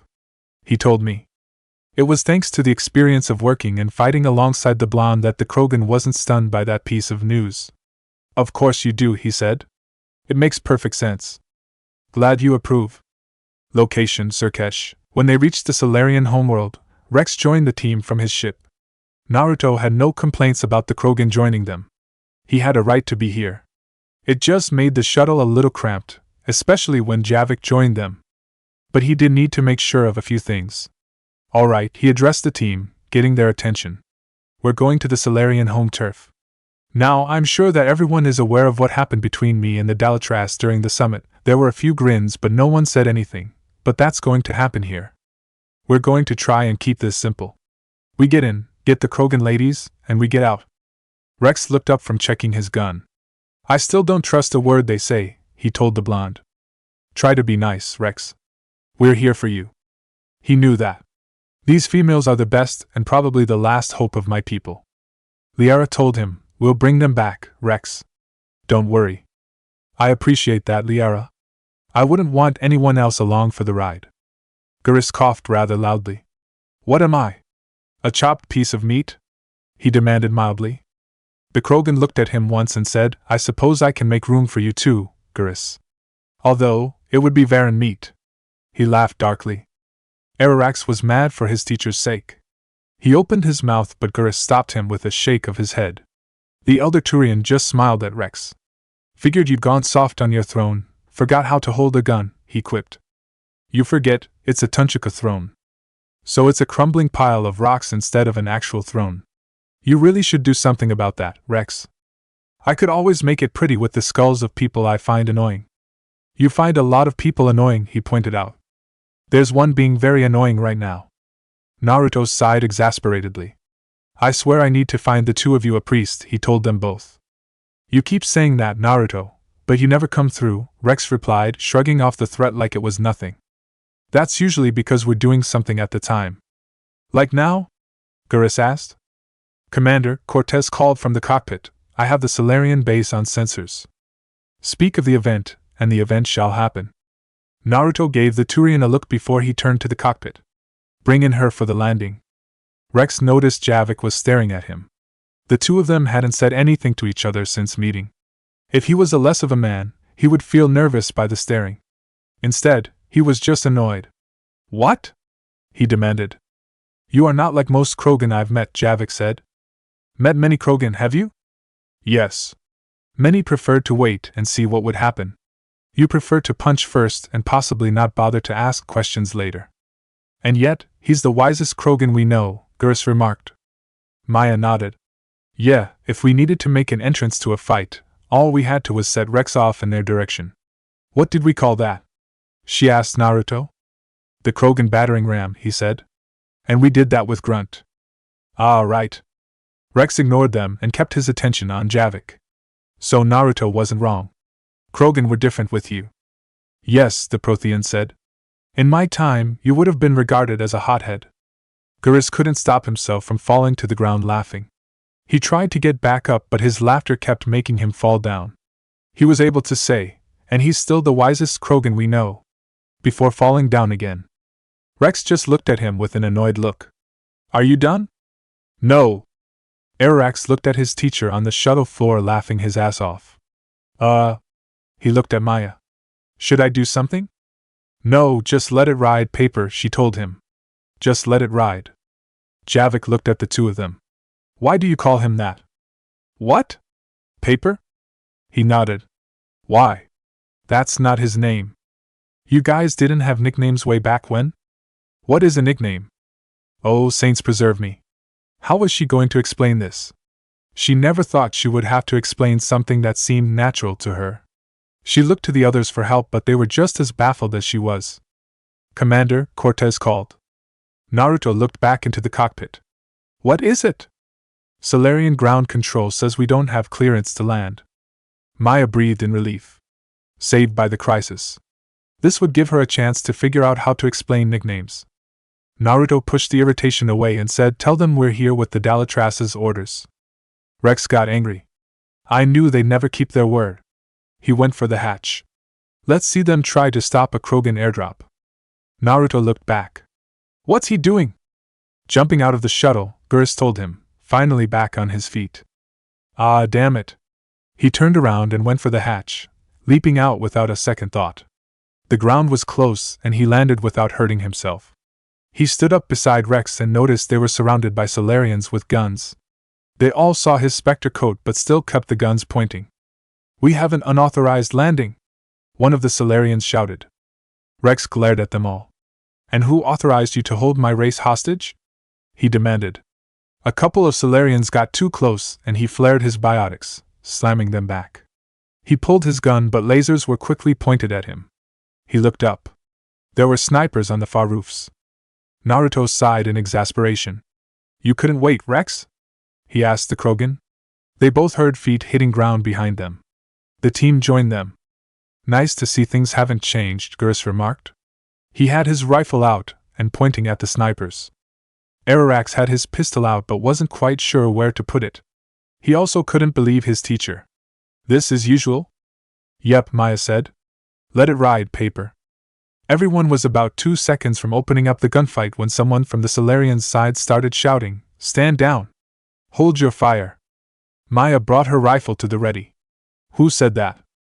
He is coming this way, Edi told her, watching a Solarian in black armor run towards them. He does not seem to be carrying any weapons. When the Solarian came to a stop, he looked at Naruto. Commander Uzumaki, restrain your colleague. We only found out about this transfer a few moments ago. Naruto came forward. Let's try to avoid ruining this diplomatically. I couldn't agree more. So how's about you give what my friend wants? He looked pointedly at Rex, then frowned. Rex, put the gun away. No, the Krogan said. Rex. No, Naruto. What they have is something worth dying for. If they're not going to give the females back, I'll take them back. The Solarian was trying his best not to be overwhelmed by all this. This matter can be resolved, but I must insist that he stay under guard. Rex growled and wanted to start the fight. Naruto looked him right in the eyes. Rex, do you trust me? I do. Then trust me to handle this. He glared at the Solarians for a moment longer, then he put his gun away. Anything goes wrong, and all bets are off, he warned. Duly noted. He reached for the calm Cortez land the shuttle. While the shuttle landed and Solarian guards surrounded Rex, something that could easily turn into a fight, the rest of the team followed the Solarian in charge. I'm Paddock Wicks, he introduced himself. And I appreciate your understanding, Commander. With war on everyone's minds, our people are on edge. As they approached the lab proper, they saw Yag in a cage being moved across the ceiling and down to the ground. Careful! One of the Salarians shouted. Watch the containment shield. It was clear to everyone if the shield went down, bad things would happen. The Yag didn't look injured, just pissed at its surroundings. That didn't mean the team were happy to see it. I'd hoped to never see of those again, Liara remarked, glancing over at Ciresh and Naruto. As you can see, Paddock told them, this base contains sensitive information. You have a Yag in a cage, Naruto replied. Just what exactly are you doing here? Evolutionary trials. Morphological simulations. Exogenic assessments. Did anyone understand that? Nope, Shikaka said honestly. Komiai agreed. Not in the slightest. Can we get a translation, please? Sun asked. Kurama didn't think they would get that translation. They were dealing with Salarians on the Salarian homeworld. It was probably for the better if they just moved on. Don't bother, Naruto. He agreed with the idea. Should I be impressed or worried about all that? He asked Paddock. The Salarian wasn't offended by his question. Science has always been our best defense, he said without shame. The research we do here has kept Ciresh safe for millennia. Including Krogan? The females were in poor health when we found them on Tuchanka. They were brought here to stabilize their condition. Krogan feet went thudding past them. Rex was being escorted into the lab by the guards. He didn't seem to care they were there. This whole planet smells wrong, he proclaimed. Perhaps it is not a good idea to insult the locals? Edi suggested mildly. James looked at her flatly. You want to tell him that? That was of the biggest Krogan he had met, and he had met a few. Naruto looked over at the Krogan. Play nice, Rex, he called out. He looked back at Paddock. I want to see the females. Of course, the Salarian agreed. I'll need to clear you for the lower levels. Give me a few moments and meet me by the elevator. He turned and walked off. Do we follow him? Ararax asked Ciresh. No, we wait. What do we do until then? This is where all you Salarians come from, huh? Rex asked with slight scorn. He stood at a nearby table, unconcerned about the guards being pointed at him. No wonder you're so soft. Too busy writing poetry about waterfalls. Apparently, we have to make sure Rex doesn't cause a diplomatic incident. Naruto eyed the Turian. You start anything and I will find that priest. You've been saying that for the longest time, Commander. It's beginning to lose its potency. He looked over at the Krogan. You should try writing poetry about waterfalls, Rex. It could a lot of good for you. It would also give him a chance to branch out. Rex didn't say anything back to that. He just fell quiet. It made the Turian concerned. It did the same thing for Naruto. He had long figured out that Rex being quiet in a tense situation meant he was about to throw down hard. It had to be nipped in the bud. So he went over to the Krogan. I don't like this, Naruto, Rex said when he got close. I should be the one going in. Rex, I'll bring them out, the shinobi assured him. The best thing you could do right now is stay here and remember we're fighting a bigger war. He waved that off. That was just good old-fashioned Krogan hot air. If it had been real, they'd be dead. The Salarians chose to ignore that sally. Now was as good a time as any for some questions. So you going to tell me about your informant? Sorry, Naruto, but they're listening to every word we say, he said, looking pointedly at the guards around him. I prefer my Salarian liver served raw. He chuckled darkly at his little joke. They didn't share his humor. Besides, you'd think this is the kind of thing the Shadow Broker would have known about. Too bad I don't know him. Or her. He didn't exactly look at Liara, but the implication was clear. I'm sure the broker was very busy, she replied with a straight face. Rex, Naruto said, getting his attention again, you said there were Reapers on Tuchanka, back on the Normandy. He nodded grimly. Clans Jorgel and Ravener sighted a few landing parties. The Reapers are up to something. Tuchanka may be a pile of radioactive rubble, but it's our pile and we'll fight to the last Krogan to keep it that way. Liara smiled a little. That's what I always liked about you, Rex. My smoldering good looks? He can't be serious, James thought to himself. The Krogan looked like he had come out of the worst battle of his life, and he didn't exactly win. But she chuckled. There is that. But you've never given up, and that determination's about to pay off. Yeah, he said with a grin. Who would have thought back on Vermeer, we'd standing here doing this together? You mean before or after I kicked your ass? Naruto asked him. You didn't kick my ass, Uzumaki. The fight was even. As I recall, I wasn't the one who was getting his head dunked in the river repeatedly. That's because you were the dunker. And I would have gotten you off sooner than later. You keep telling yourself that. I will, he promised. But I'm not so stupid to think I did it alone. You did help me, Naruto, especially with that Will of Krogan bit. The blonde shrugged. I said what came to mind, nothing else. And that's when the changes come around, Kurama said knowingly. Naruto ignored the fox, even though he had a point. What can you tell me about your females? He asked Rex. They weren't fertile, he replied bluntly, so we used them as decoys to draw off enemies from the ones that were. But Meilon's experiments changed that. He glared at the guards. These damn pyjaks stole them right out from us. They still didn't say anything. You made your females be decoys? That's harsh, Rex. You've done the same thing during the war, Gyuki reminded him. A lot of men and women were sacrificed when a clean retreat wasn't possible. They stayed and held off Obito's forces while the rest pulled back. They never came back. They volunteered, he retorted. What makes you think the females didn't? Rex said the females suggested it. We've had to make a lot of tough choices to ensure we don't all die off. Geez, Maya breathed out. Her lover agreed. What a horrible way to live, said Liara. Rex didn't care what they thought. It's just one more thing that'll get better when the genophage is cured. What about the Krogan themselves? Naruto asked him. Are they ready to fight the Reapers? Ever since Sovereign showed up, I figured this day would come. My people have spent too much time selling ourselves out as mercenaries. Now we can get back to doing what the Krogan do best, saving everyone else from giant monsters. Geras sighed. Never going to let us forget about the Rachni Wars, are you? He asked rhetorically. Last time I was at the Citadel, I didn't see a Turian statue in your honor. He laughed at the irony. The Turian was quick to retort. You mean they managed to get a statue of you up without me noticing? I'm surprised they would let any part of the Presidium be marred by your ugly face. And besides, just wait until this war is over.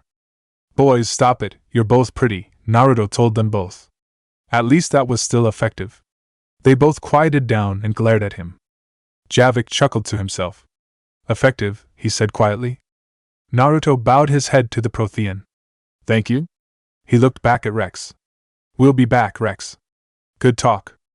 It'll be even better when we have a few Solarians for lunch. He looked at his guards. They still did nothing. Are you trying to piss them off? The shinobi asked exasperatingly. Right now, I'll settle for them blinking. Well, good luck with that. He walked away, heading for paddock. Hey, Gaki, Kurama said. What? That Solarian over there look familiar to you. He looked at the Solarian in question, frowning at a computer. He did seem a little familiar. He looked up when the human came over and his eyes knew him. Commander Uzumaki. It's Major Kirahi, he said. I'd heard you were coming. As soon as he heard that name, Naruto was taken back to Vermeer. He grinned. Nice to see you again, Kirahi. Got promoted, did ya? Yes, due in no small part to our mission on Vermeer. Hold the line, he said the words with some small humor. You saved my men that day. Geras came over. Good to see a friendly face, Major, he said, holding out his hand for a shake. He took it. Geras Vicarian, always a pleasure. It seems the Reapers have a way of bringing us together. A good enemy will do that for you. How'd you end up here? Naruto asked Kirahi. I led the team on Tuchenka that found the females. Nasty business. Meilon may have meant well, but his operation was crude. Test subjects were unaccounted for. The females easily escaped his lab. What do you think about them being here? Our scientists say it's important to preserve the females. Evolutionary paradigms, he said, making it sound like he was quoting someone. He even made air quotes. I say, when people know you're hiding something valuable, they'll want to steal it. Either way, I have my orders. They'll be your problem soon enough. As they talked about the females, Naruto thought about Vermeer, about what they did there. Isn't it a bit ironic what we're doing here? He asked him. The Major considered the situation.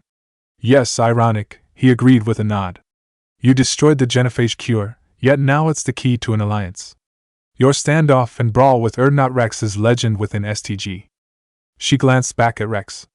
You probably saw him come in, huh? Our colony's 3 systems away saw it. He wasn't pleased with the reception, Ciresh remarked. Can't say I blame him. Apologies, he said, but better that than a Krogan with a shotgun wandering the base. Think of all the casualties. Our medbay couldn't handle it. That sounds like a joke to me, Komiai remarked. Isaba nodded. Same here. He's very good at deadpan, Shikaka said. Or that just be because of how blank his face looks. Naruto, push him to see how far his deadpan will go. No, the blonde said. Come on, you know you want to. No. He's right, Kurama agreed. Find something else to talk about, Naruto. He already knew what to talk about. Tight security, he mentioned to Kirihei.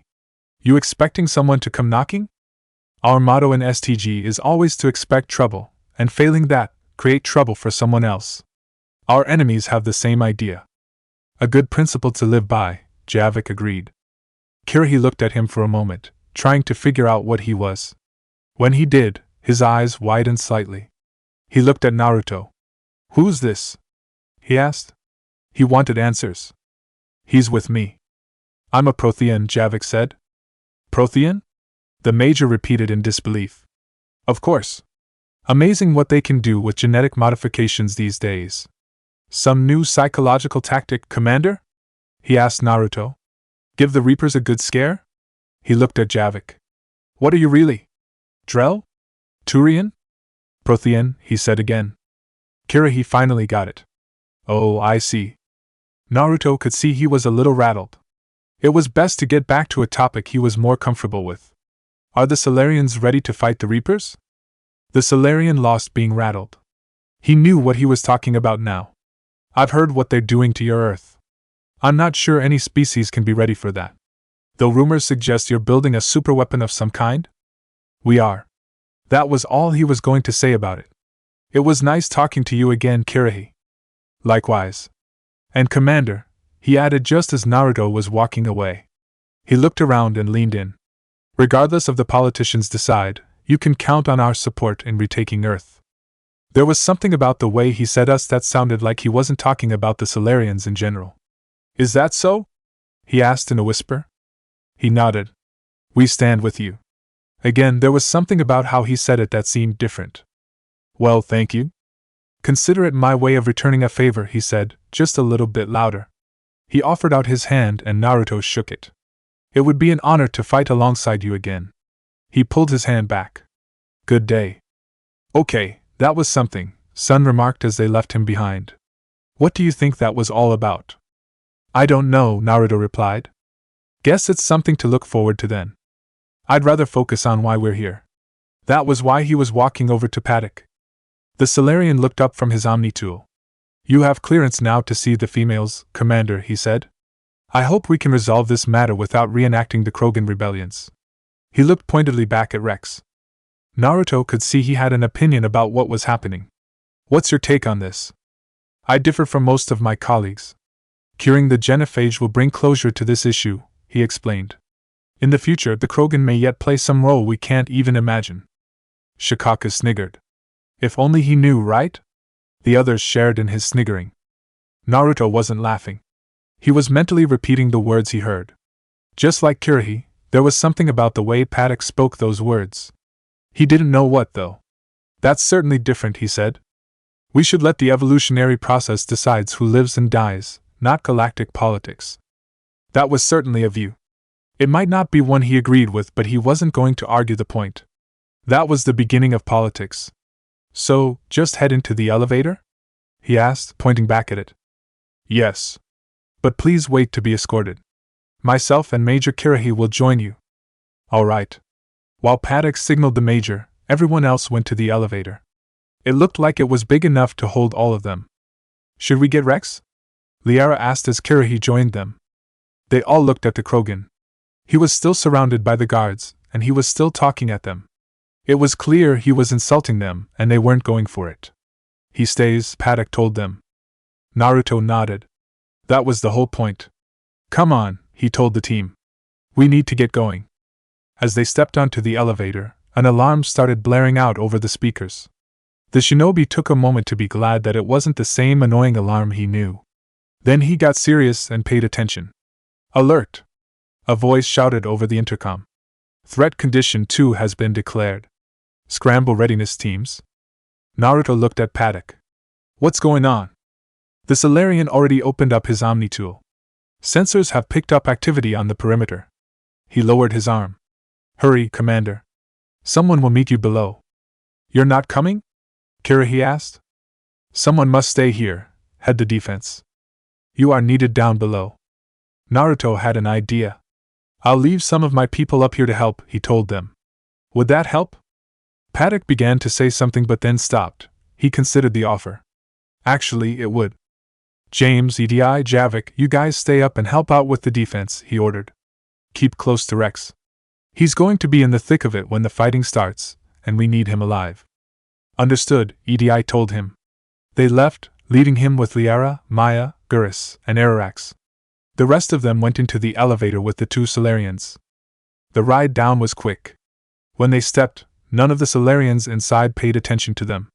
They were all too busy working at their stations or moving around. Someone on the intercom was giving them instructions due to what was happening topside.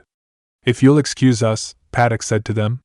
Kirahi and I must attend to the people down here. Wait, said Naruto. You're just going to leave us here? No, of course not, Kirahi said. He pointed to a group of Solarians gathered on one. He'll be helping you. While they walked off, the team looked at the Solarian pointed out. They couldn't really see him because of all the people gathered on him. All specimens accounted for, sir, one of them said. Good. Proceed. The team knew that voice, and when the other Solarians walked away, they knew who he was. It was Morden. He saw them, and his eyes widened.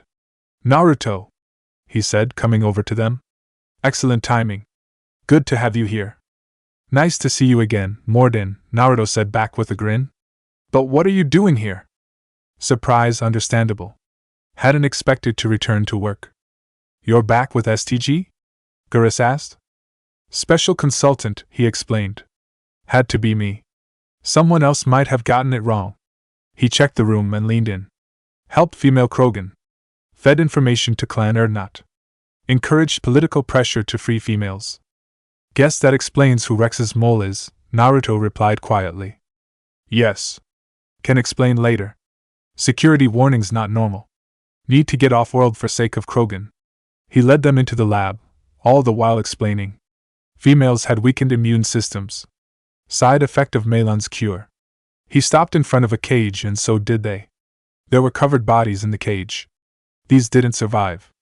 Fucking hell, Maya swore softly as she looked at the bodies. Naruto looked at Morden. What about Melon's research? We didn't destroy it. Indeed, he agreed. Data saved, but not complete. Lacks crucial details to reconstruct cure, but still useful synthesizing from living tissue. He looked at the bodies and turned mournful. Couldn't save them. Naruto knew the feeling he had. He had it too. You did what you could, Morden, he said. It was the only thing he could say. Anything else would have been false. Arrived too late. Cannot delay now, the Solarian told him. One survivor. Immune to genophage. Can synthesize cure from her tissue. He walked away from the cage. The others followed him with Naruto in the lead. She's here? Naruto asked. Yes. Last hope for Krogan. If she dies, genophage cure, problematic. They came down a couple of steps to the last cage, where most of the Solarians were. Paddock and Kirahi were there too. They were all surrounding a cage, where a dark figure stood, surrounded by fog. They had to guess that was the female. The alarm changed tones, becoming sharper. Alert! Unidentified vessels have breached the perimeter. Shit, the blonde thought to himself. Give me an update. Paddock ordered, going to the nearest computer. Outbound communications have been severed. The soldier manning that computer answered. We're cut off. Kirahi immediately ordered, secure all data to offsite location. Gurus joined them, along with Ararax. What do we have? He asked. One of the soldiers manning the radar glanced at him. We have multiple ships inbound. Naruto Omnitool started beeping. What the? He looked down at it confusedly. He knew that meant he had a call, but he wasn't expecting one. When he opened it up, Rex's face filled the screen. Naruto. It's Rex. Akatsuki troops are attacking the base. Get the females out of there now. There's only one down here, Rex. The rest didn't make it, he replied. It's probably safer down here. There was much more protection. He was certain that he and his team could hold this room. But that just made Rex angry. What? So the Solarians can kill her like the others? No deal.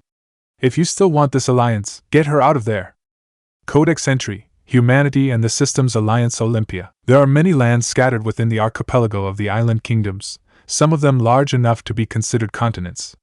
However, sitting in the middle of the vast network of islands, is the largest landmass in the island kingdoms.